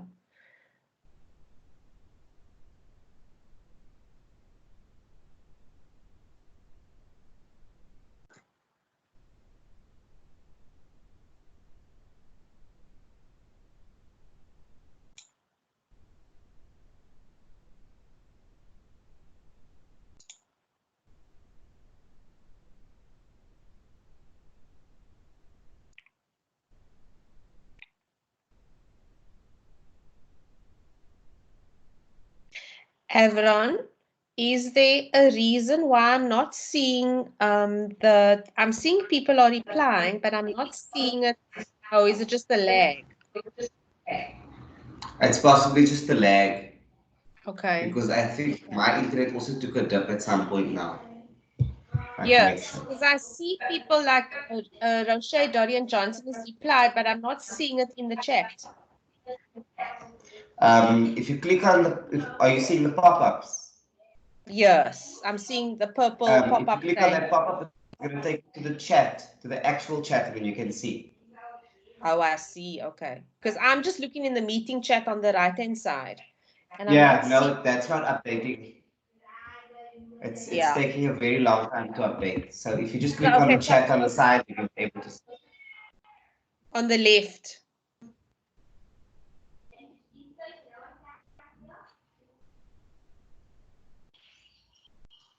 I'm not seeing that either.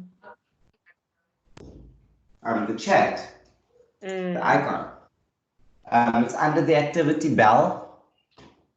Yes, I see that, but mine is not updating. Let me check.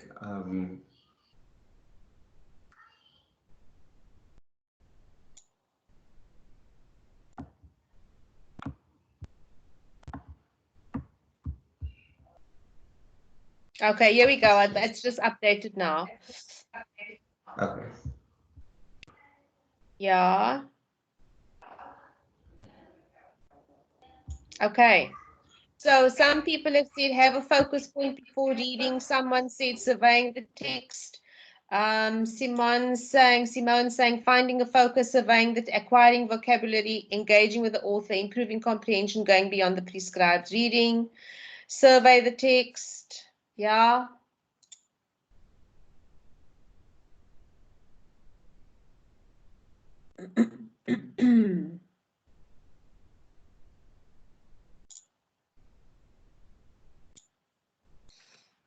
Okay, well done everyone. For those who have tried.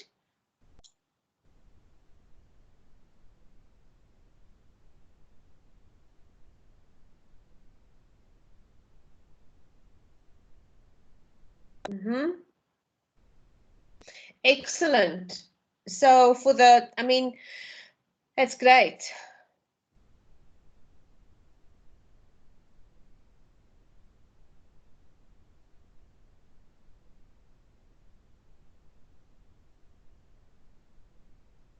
So is there anybody, before I go back to the presentation, is there anyone who wants to explain to us where they found this information in the text? And what did they look at in particular? What parts of the text did you look at?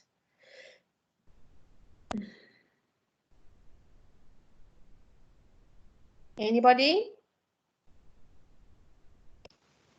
Hello. Hello. This is Rashay speaking. Hi. When I went through the text, I surveyed the headings to see what was relevant to the question asked, and once I found the heading, I went through the points under that. Absolutely, absolutely. So you didn't even have to read the whole text, right? You just had to focus on the heading. There's the first one. There's the second one. You didn't even have to read the details. You just had to pay attention to the headings, and that was all. And that's essentially, that was your focus, that was your purpose, and that's what you were looking for when you were reading the text. So let's move on and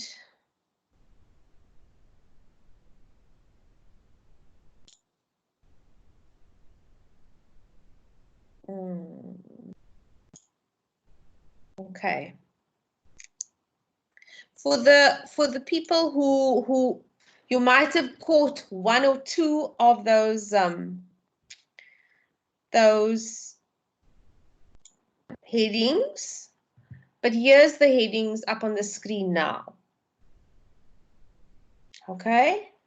So decide on your focus and your purpose. Survey the text. Build new vocabulary. Engage or interact. The word engage means interact with the author. And we engage with the author by asking questions. Read for understanding and meaning, and then reading beyond the prescribed book. The prescribed books.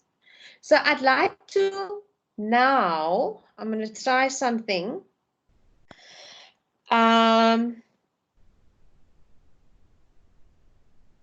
want to see now if we can watch a video on reading.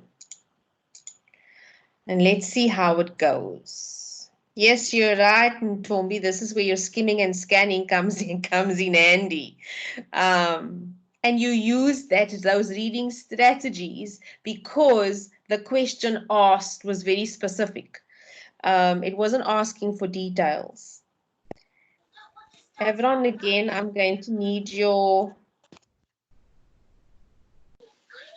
I'm here. I'm going to need your support here because I want to play this video. Okay, where are you playing the video from? It's from my computer. You can just open it in the chat. I'm not streaming. Okay.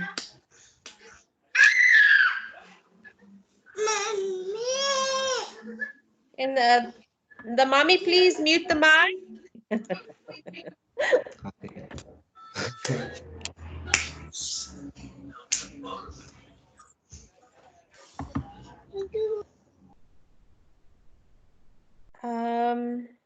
Okay. All right. Everyone, are you able to mute mics, please? I have muted the mics. Okay, thank you. All right, everyone, I'm going to play this video for you. And let's see how it goes, whether it's going to work. Okay.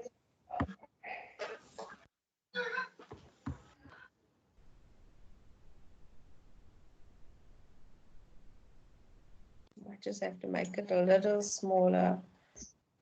Here we go. So it's a video that I got, and you're welcome to take this website down. It's a really useful site from the University of Reading, and it has a range of videos that is available freely for you to watch with regards to academic reading and writing. I'm just going to turn my camera off just so that just to make sure that the quality is going to be.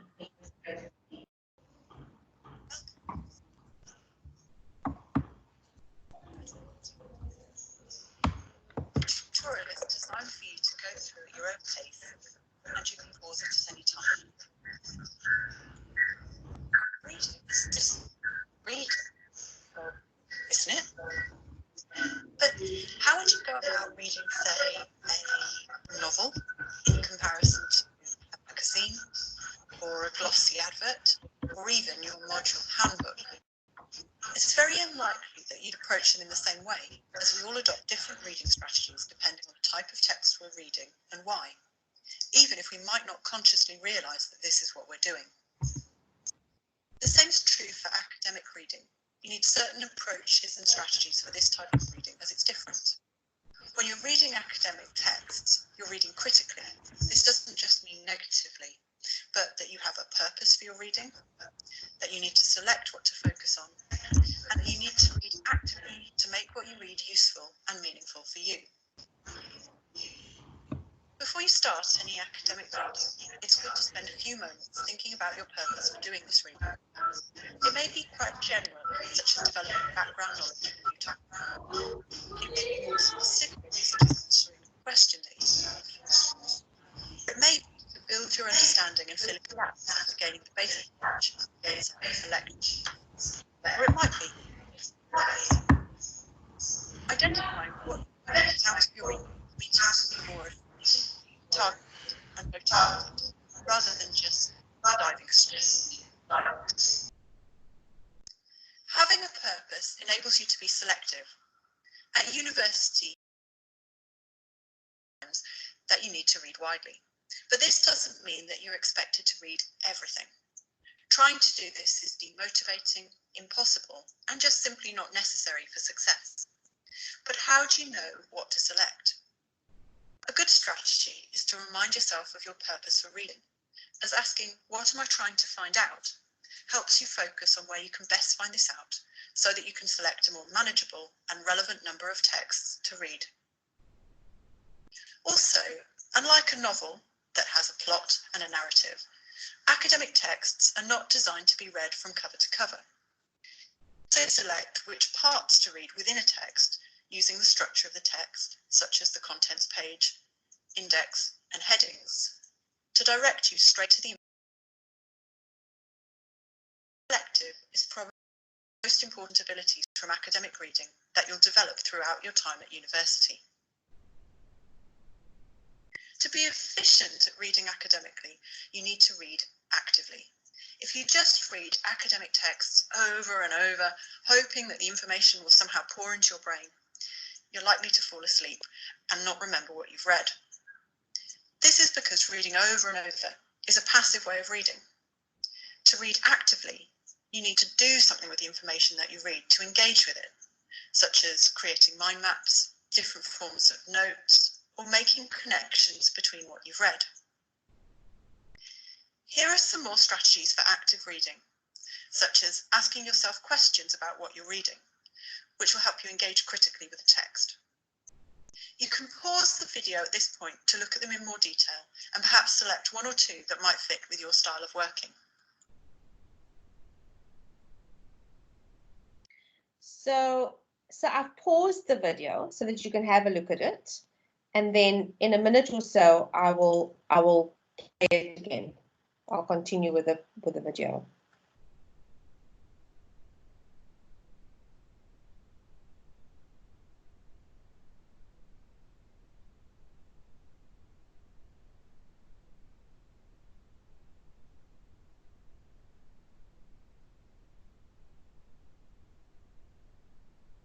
This one, record yourself reading sections to listen to later, is quite a useful one, especially since now that we have more time with us all being locked down and staying home and we've got more time. We can actually do that, and we have wonderful devices called the cell phone where you can actually record yourself reading some of your notes, some of sections of your textbook, just to make it, to change it up a bit, to make it a bit interesting. Sometimes it's easier to listen to something than to actually read the words. So I'm going to continue playing the video now. Your reading list will only include texts that have been chosen by your tutors, but to get the best marks, you'll need to go beyond your reading list. Once you're choosing your own reading, you'll need to know how to evaluate text to decide what is suitable for academic reading. So imagine you're researching the effects of the rise in tuition fees at UK universities. Which of these sources might you consider reading and why? A journal article, a book, a Wikipedia entry, a news story, and a satirical cartoon. Each and all of these sources may be suitable for different reasons, depending on your purpose and what you're trying to find out. A Wikipedia article may give a useful introductory overview to help orientate yourself in a new topic. A news story or cartoon are topical, but not necessarily academically rigorous. But they could be useful to show media opinions at the time. So to summarise, getting the most out of your academic reading is really about what you bring to the text. A purpose for your reading, a readiness to select text based on their suitability and relevance, strategies for reading actively, and most importantly, a questioning attitude to what you read. If you do this, you will get what you need from what you read.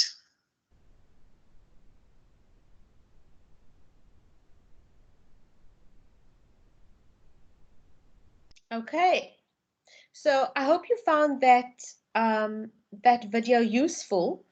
I will try to post the what I'll do is I will ask the technical team to email you the link to that series of videos, and then you can go and watch it again in your own time.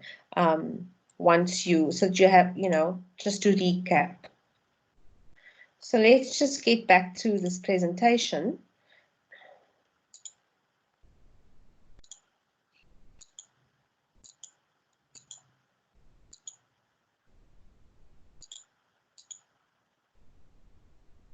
So we're just going to zoom in a little bit on one of those strategies and specifically identifying the focus and purpose.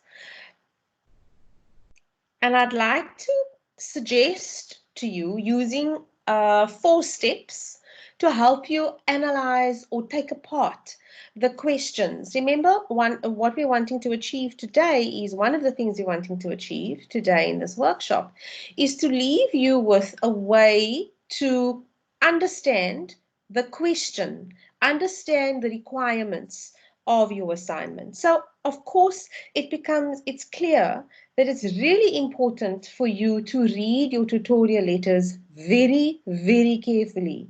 Every single one of them. As many of you have stated in the chat that you wish you had read a tutorial letter 102 before you submitted assignment 1.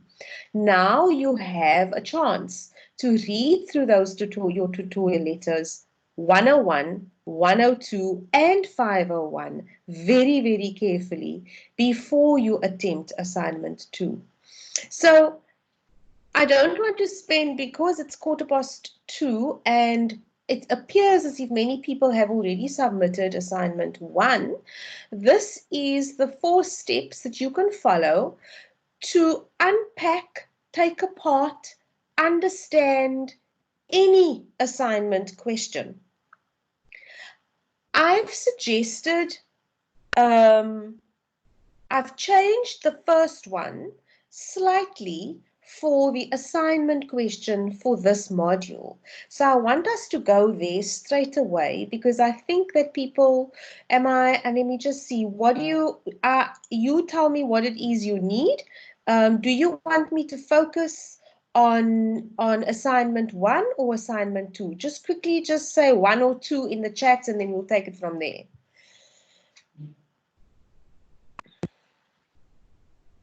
Assignment 2, please. Assignment 2. Anybody else? 2. Okay. Okay, great. All right, excellent. Assignment 2. Okay. Okay. All right. I hear you. So let's do assignment 2.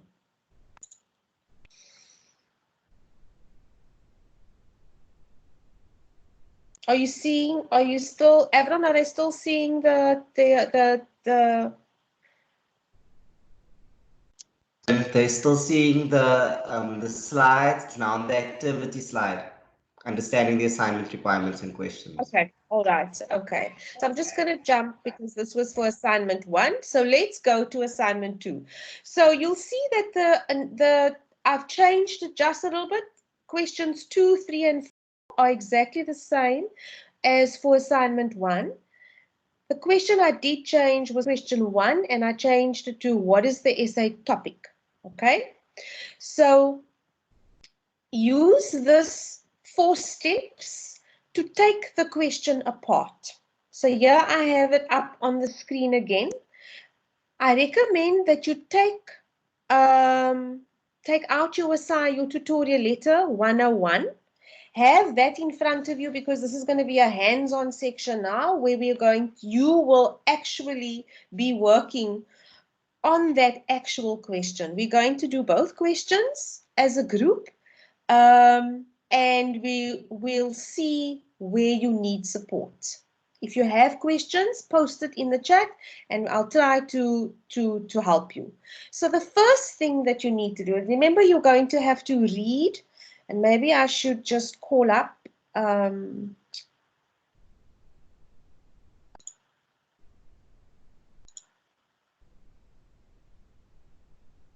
I'll stop sharing I will share it again, but I just want to get to the,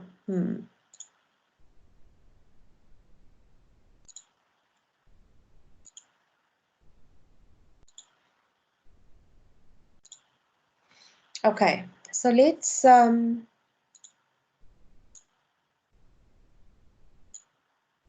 we go. Let's have this question in front of us.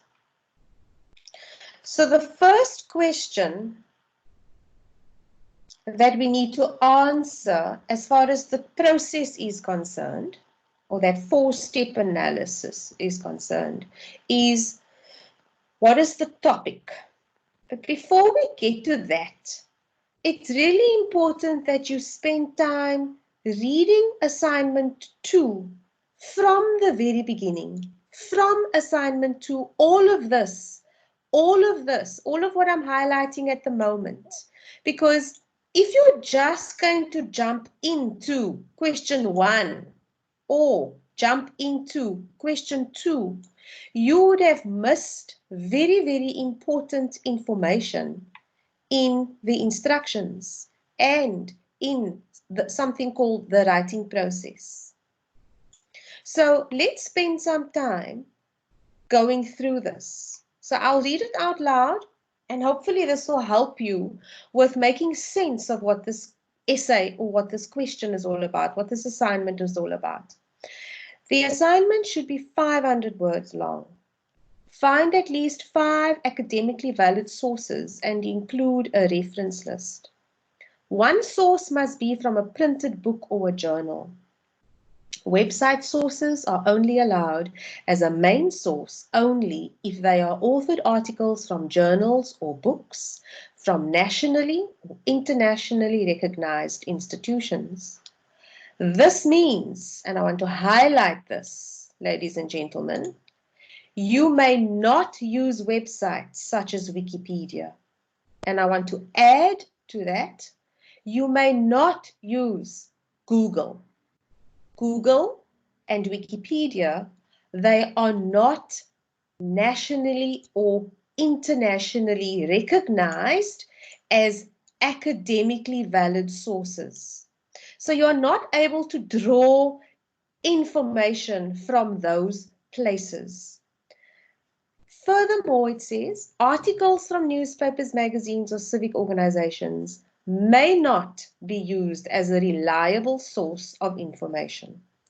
Website articles that you may find on Google, written by unidentified individuals or authors, may not be used. Then it goes on, under the writing process, it says, you are encouraged to study. And by study, that word does not mean study because you have to retain it. It means you need to read it closely and carefully, effectively and with understanding. Read units 2, 3, 4 and 5 in tutorial letter 501. There is an overview of the writing process in unit 2.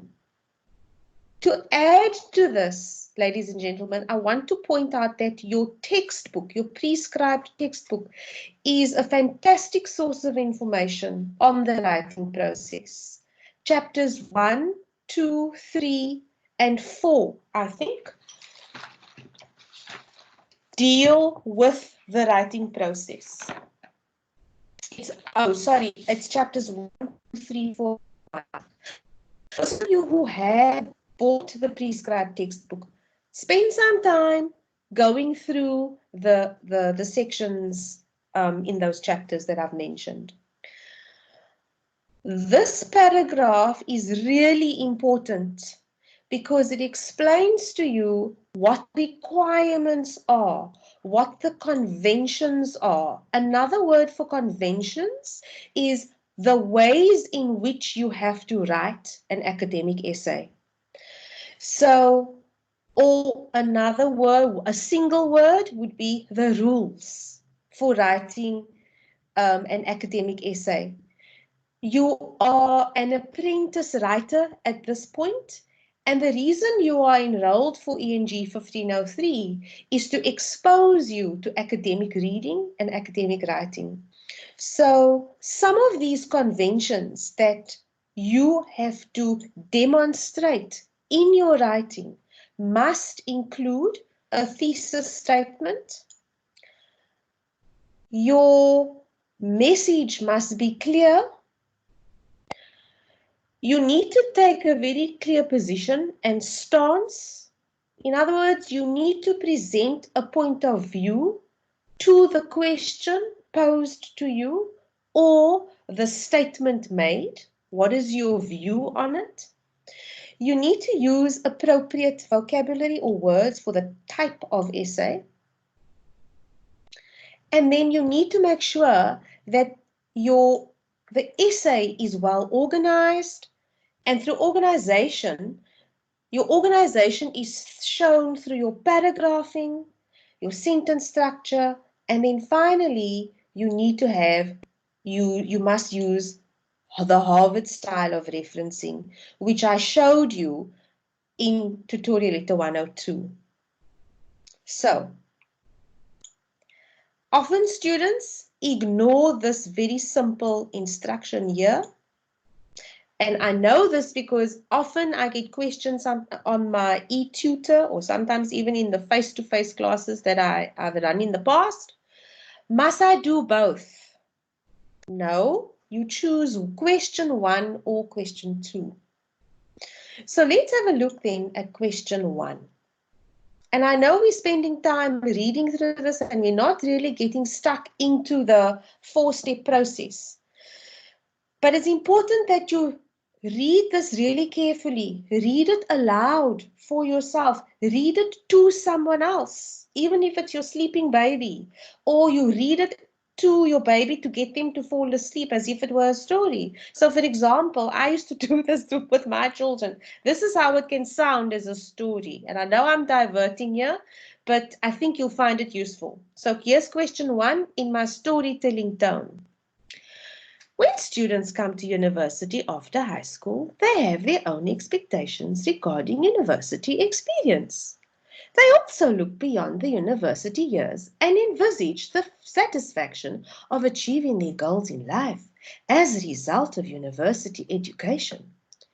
Hence, in Zimbabwe, and indeed in a number of developing countries, retention is not a problem since university is very highly regarded. Most students aspire to have some form of university education and become frustrated if they fail to get it. Now, I don't know what you're doing there. You might be laughing your socks off at me, but that's okay. All right? The point is that you do what you need to do in order to understand what you're reading. Okay? And some of us, we need to sometimes hear the words. For others, we're okay just to read the text and not hear it out loud. But that's just one way in which you can get around maybe even entertaining yourself in this time of lockdown. We need to do what we must do to keep us going. So that paragraph has been adapted and taken from this source here. Okay, it has been taken from this paragraph, was adapted. Somebody called Moyo, H.J., wrote this in 1995, and it was found in that English language module, Introduction to Academic Literacy. So here comes the question, and the question says, in addition to the above extract, read chapter 12 of your prescribed textbook on comparison and contrast. Okay? Now, you will find that chapter, and maybe you want to make a note of this, for those of you who have textbooks, you will find it on page 97. You will also find the most incredible support in tutorial letter 102 on this question. This essay is to be written in a very, very specific way, in line with the conventions of essay structure and layout. You need to use very specific words for a compare and contrast essay, and you will find support, because I won't be able to cover it. If I just tell you where to find the information, then at least we are on our way. Go to tutorial letter and I'll show you. Go to tutorial letter 102.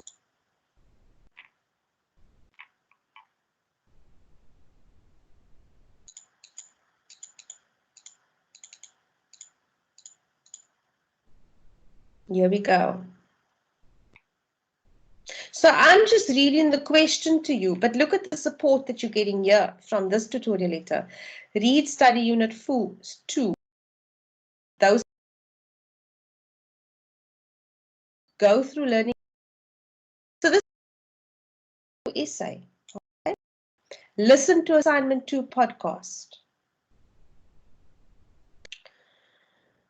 Then it gives you an example of a compare and contrast essay, and I suggest you spend time reading through this example, bearing in mind, and it's written in big red letters here, this is an example only.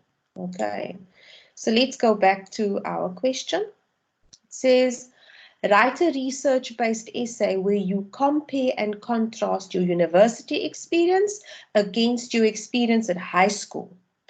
Discuss 3 categories of your choice from this list here.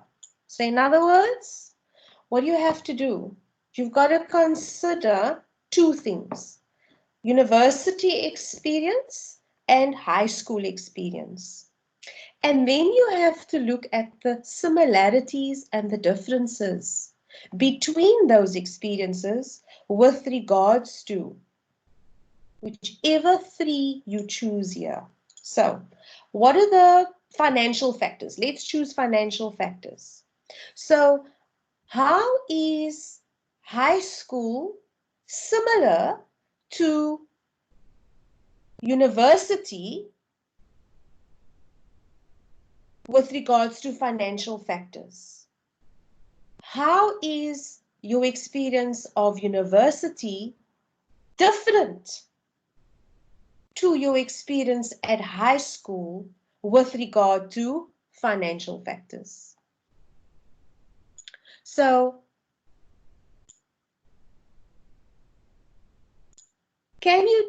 are you following?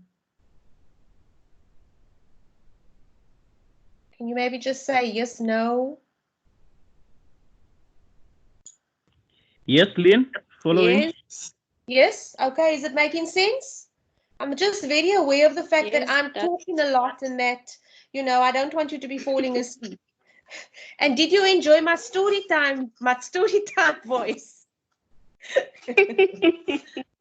That was very excellent. Yeah, that was very funny. Yeah. I have to entertain myself too on this side. Okay. So to go back to question 1, you have to write about the similarities and the differences with regards to socio-cultural factors in your experience at university and your experience at high school. What is similar about the socio-cultural factors? What is different? Okay? You've got to choose either socio-cultural factors, financial factors, educational factors, or psychological factors. You've been given 4 options, choose 3. Okay, so let's see if we can now go back to those questions. I want to see if I can share the presentation again so that do you have the assignment in front of you?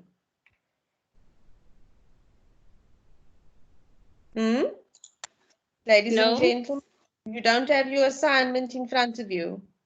You're the question. Yes, okay, fine. I do. Okay. Can you see the, are they seeing the presentation now? Are you seeing the presentation? Hi, Lynn. Yes, they are. Okay, great. Okay. So, let's start with number 2, the instruction words. Now, I didn't show you, there was a handout called task words. These are special words that you will encounter. You have encountered them before, but they take on very specific meanings at university. And when you are asked to use these words, you then indicate to the marker that you have understood the question. These are words like explain, discuss, compare, contrast, analyze, list, justify. We call these instruction words. They are also doing words, they are verbs. So can you identify in that question, one of the assignment 2, what are the instruction verbs or the instruction words? I'm going to see if I can pull up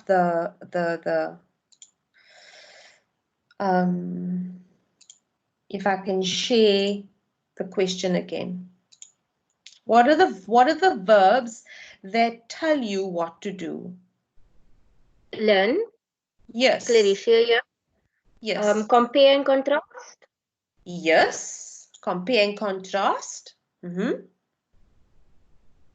Is there another word possibly? Discuss. Yes, well done.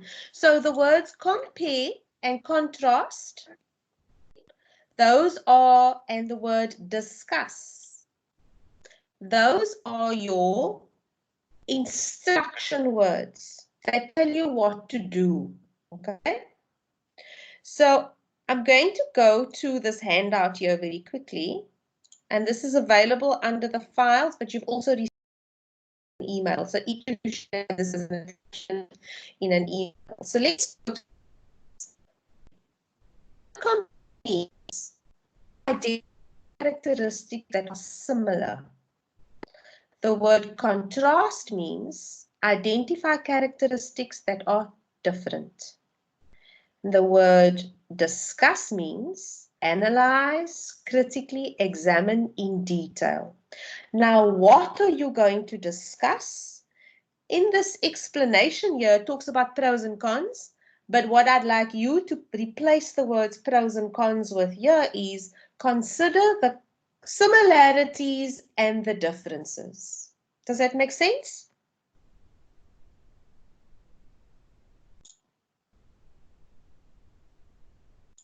You can just type yes or no in the chat. Yes or no, it makes sense? Yes, makes sense. Okay, great. All right. So now, what are the keywords in the question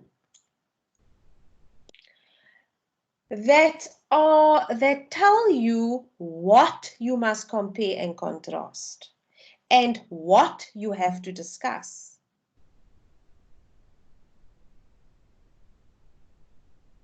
Anybody? You can turn on your mic. Lynn, just please repeat that question, please. The question is, what are the keywords in that instruction that we're looking at? What are the keywords that are related to what you have to compare and contrast and discuss? Well, those keywords would be identify or comparing and contrasting your experiences at high school compared to university. Yes. So this year is really important. Okay, so let's see if I can make it a different color.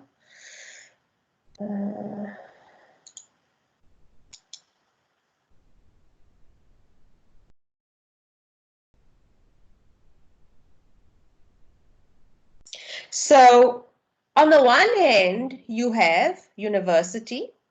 On the other hand, you have, let's make it green. On the other hand, you have high school, right? So you are looking at the differences and the similarities of these experiences. It's really important. But it goes a little further and it then says, what else? What other keywords are important that direct you to what you have to write about?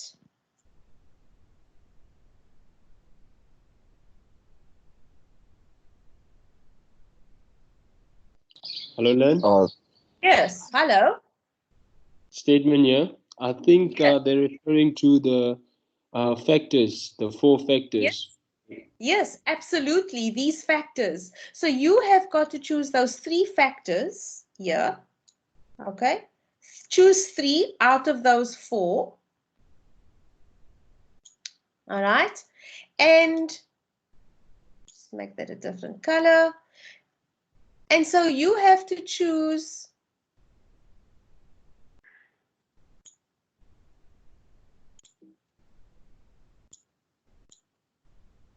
one of these 4 here and look at those factors and then say, how did I experience this at high school?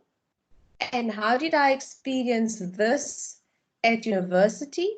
And what was the same and what was different in my experience?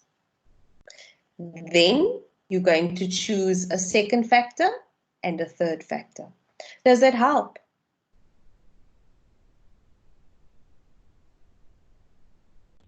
Hi, Lynn. Yes. It does help.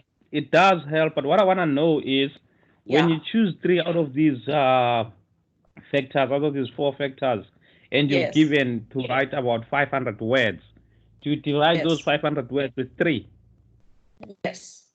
Bearing in mind that you must still have an introduction and a conclusion. Okay. So I know your first response to this question, this assignment was, yo, 500 words. What? But now that we are unpacking the question, 500 words is not a lot. Especially since it's also a research-based essay. So it's quite a huge ask, isn't it? And in fact, one of the biggest challenges with this assignment is the word count. How do I keep it within 500 words? Okay. Do you have any questions? What about the specific requirements and the restrictions? I've done it already. You're limited to 500 words. What other restrictions and specific requirements are there for you for this question? In fact, they're relevant to both questions. Does anybody want to comment on that?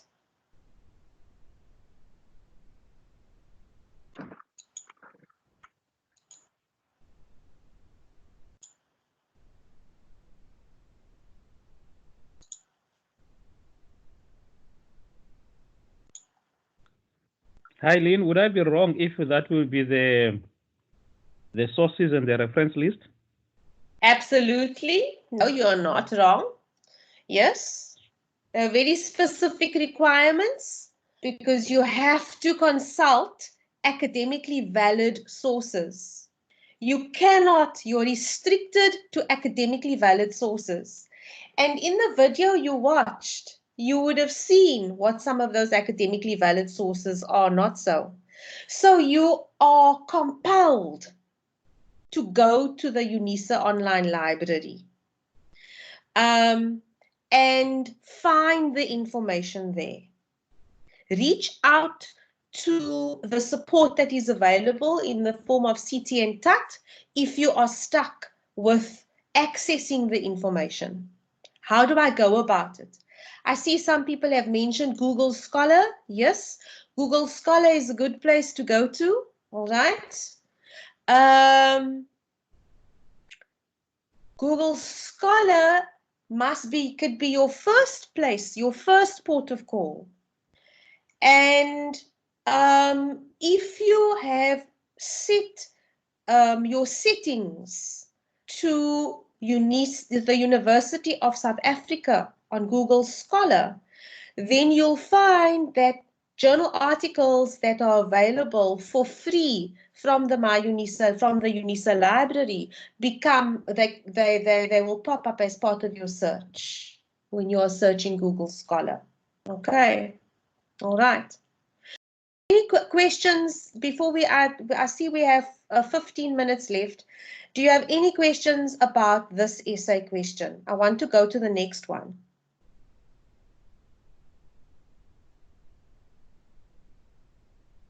Can I move on? Okay. Yes, ma'am, we can. Yes, we can. All right, great. All right. So question 2 is your second choice, your second option. And you are given an extract from an article called How Cults Become Religions. Now, this, in the academic world, we call this a prompt. Prompt. Let me just...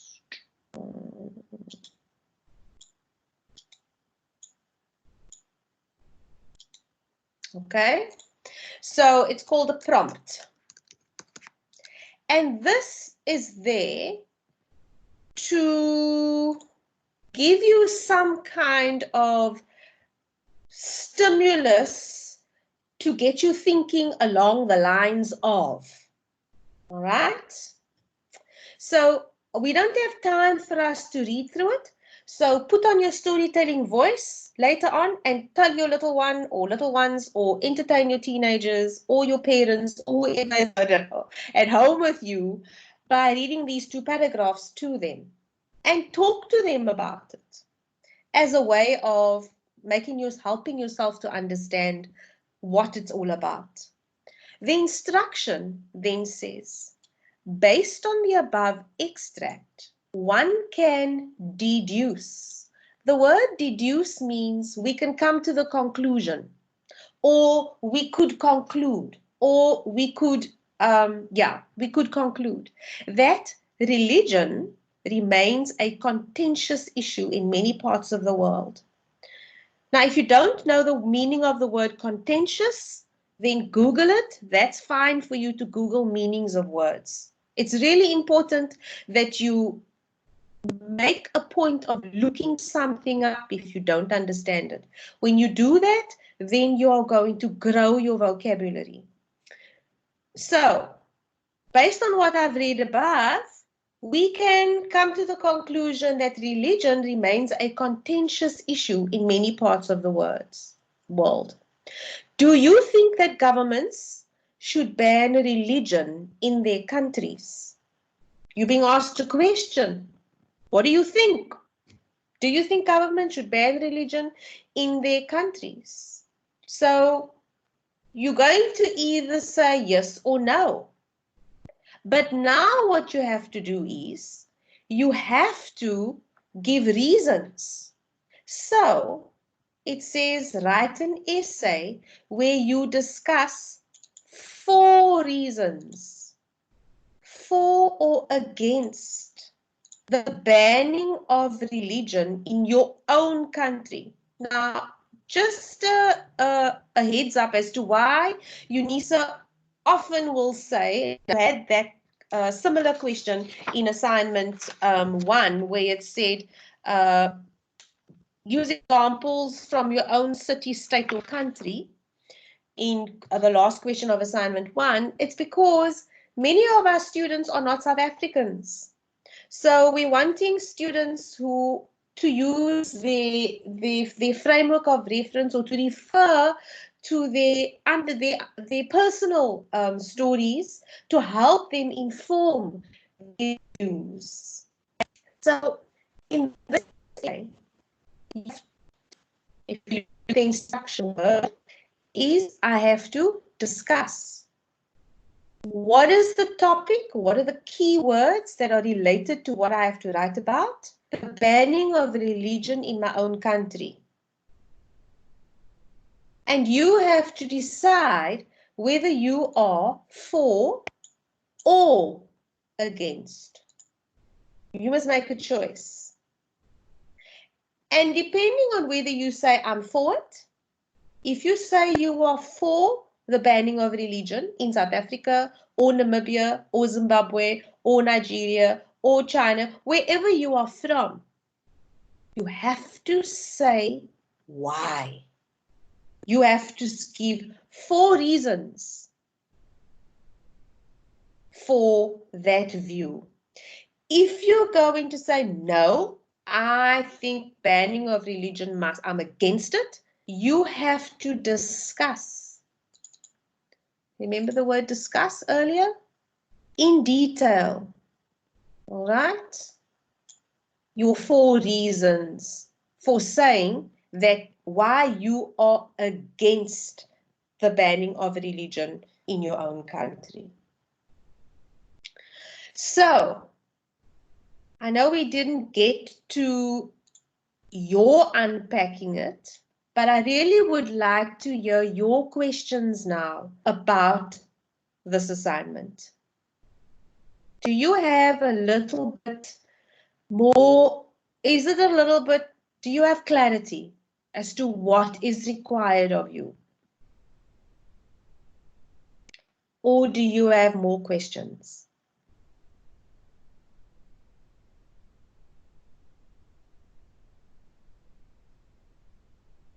You can ask your questions in the chat. Lynn, Put your mic I was on. just wondering, I'm seeing a lot of questions in the chat asking about if your reference list is included in the 500-word limit.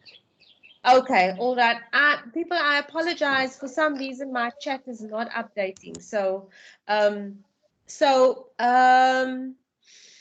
question is, does the reference list? No, it doesn't. Your reference list does not form part of your 500 words.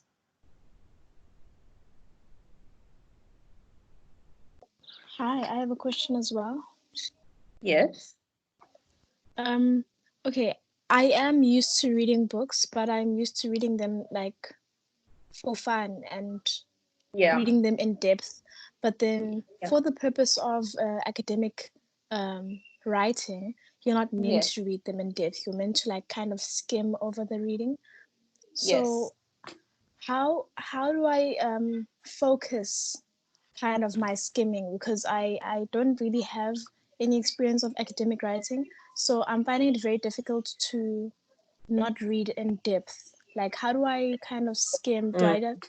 Can you give me some tips on how to do the readings and take what I need and then just leave the rest of the passage alone? Yes.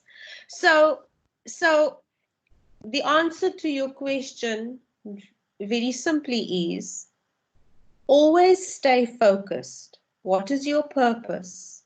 So in the first assignment question, my purpose for reading, my focus is I am looking for social-cultural factors, or I am looking for financial factors, or I am looking for educational factors, or I am looking for psychological factors that influence or affect the university experience, or that influence the high school, that influenced my high school experience.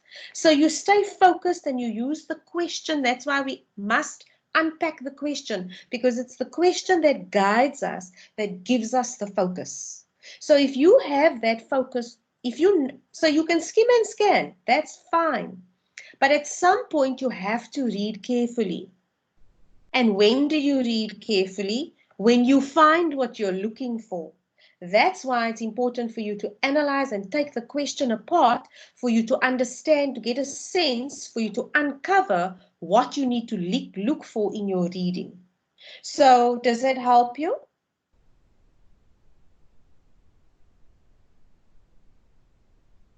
Yes, it does. Thank you. Okay. I'll be honest, I have exactly the same problem. I'm also a fantastic skimmer and scanner, and I also struggle.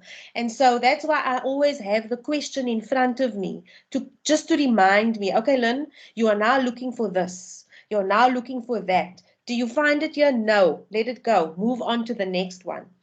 And when I find what I'm needing, then that is what I read carefully, word for word. Make sense of it, read to understand it, look up the words I don't understand, make notes about it, even if it's on the page, if the reading belongs to me, or have a notebook or as you would have seen me do here, what I have done and made yellow and green and red is called annotating. And so highlight things, and you've even seen me make a little note, okay, in the document. So you can make notes on your PDF documents also if you've downloaded PDF documents from the online library. Thank you for your questions so far. Are there any other questions? I really apologize. The chat is not updating. So rather ask your questions aloud. Hello, I have a Hello. question. Yes. Yeah, I was struggling to log in, so I log in later. Okay. I just want to find out under my units, because there's a bit of confusion that I have. Under my units, I see that we have to submit 3 assignments. Yeah, okay, all right. Assignment 3 is not for marks. Assignment 3, just put assignment 3 out of your mind for now. Focus on assignments 1 and 2. Assignment 3 is pure feedback. Okay, it's a feedback assignment where you need to tell the lecturers what you thought, what your experience of ENG1503 is all about. So don't stress about assignment 3. Okay. I want to keep us really focused on assignments 1 and 2. I hope that helps. Okay, thank you. All right.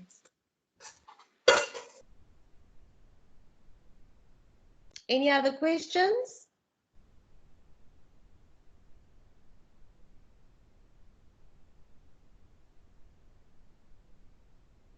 I apologize, ladies and gentlemen. My chat is just not updating, so I can't see your questions. I probably will see it later on, because I'm sure I'll be able to go back into the chat to look at the questions, but I'm really not seeing right now. So I would prefer that you ask the questions if you're wanting an answer now. I'm trying to refresh the chat, but it's taking, okay, so.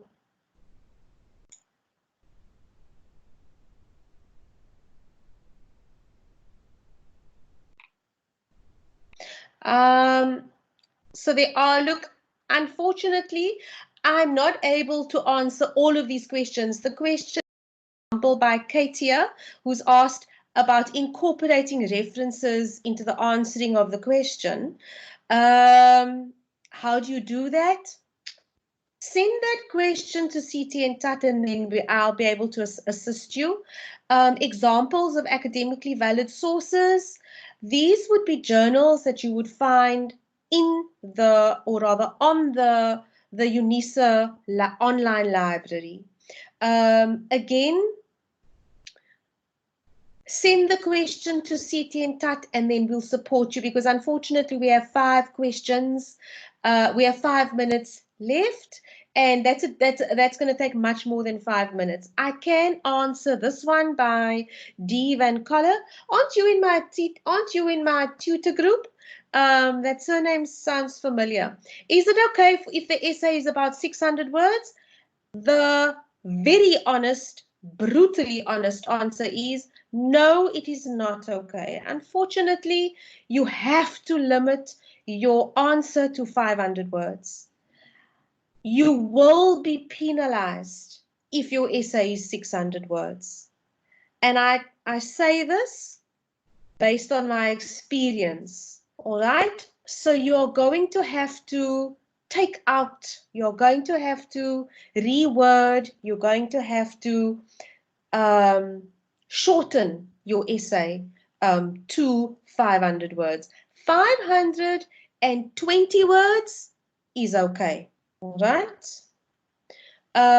Usually you can exceed by 10% only, and that's 550 words.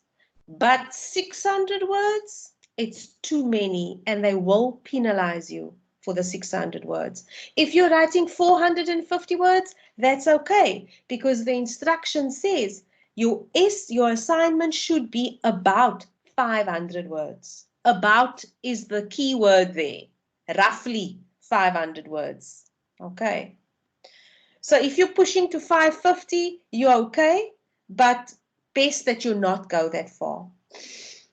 Are there any other questions that I might have missed? Lynn, John Abrams here again. Hello. You've done very well, so congratulations to you. And I think it was very interactive, and so I also want to thank the students who participated. Yes. Because I think it helped for you to ask for that interaction, so that we do not lose that sort of face-to-face interactivity, although it's being done remotely now. What I want to suggest is that, given the time that you have, because I also see Jacques is also starting to respond to some of the chats. Yes, but I just heard you said that you couldn't read all of the chats. So I suggest that you actually go through the chats, and then as part of our in-consultation, maybe you can then sort of give a general response, not to the individual student, but we can send it to all students who participated. Like frequently asked questions, then we send it to everybody. Maybe other students might be sitting with the same questions, but could not answer or ask the questions. Okay.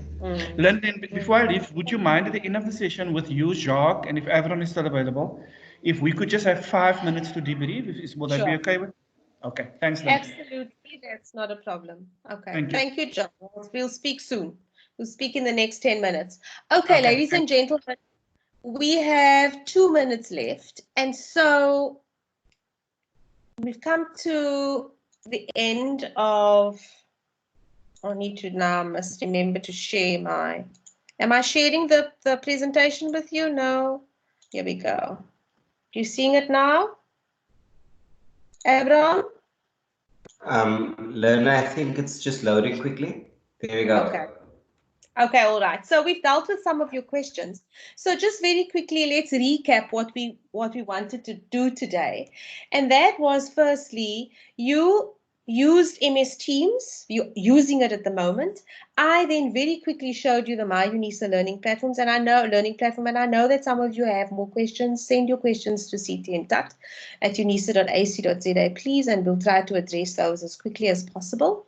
And then what we did was we combined the reading strategies in order to understand the assignment requirements and understand the questions.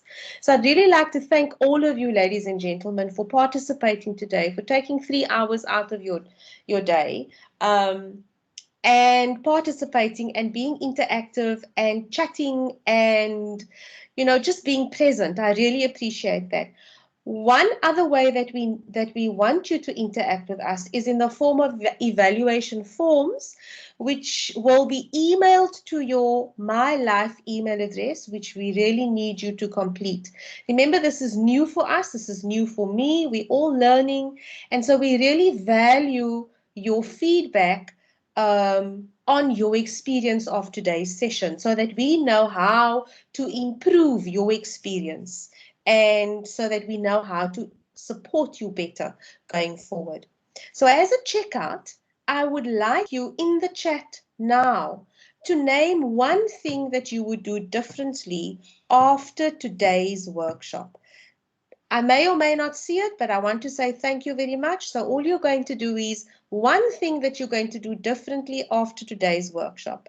And so on that note, while you are typing up that one thing that you're going to do differently, I'd like to say thank you very much for your presence today. And don't forget, stay home, stay safe. Goodbye, ladies and gentlemen. Till we meet again. Bye-bye. Bye, Lynn. Bye. Bye-bye, Lynn. Bye, Cheers. ma'am. Thank you. Okay, Lynn, everyone, and Jacques, if you could remain, I've also asked other colleagues, I'm not sure who else, if they could also just join us quickly for a debriefing. I thought we could do the debriefing while the iron is still hot, if that's the correct expression. Ms. Isaacs, you still with us? Yes, I'm here. I'm here. Okay. I see there's still some students, so let's just wait a few minutes for the students just to exit, and then we can maybe just have I thought of a 5-minute debriefing. That's fine. Okay. Yeah, there's still a few students. You can see the numbers are dropping fast. Yeah.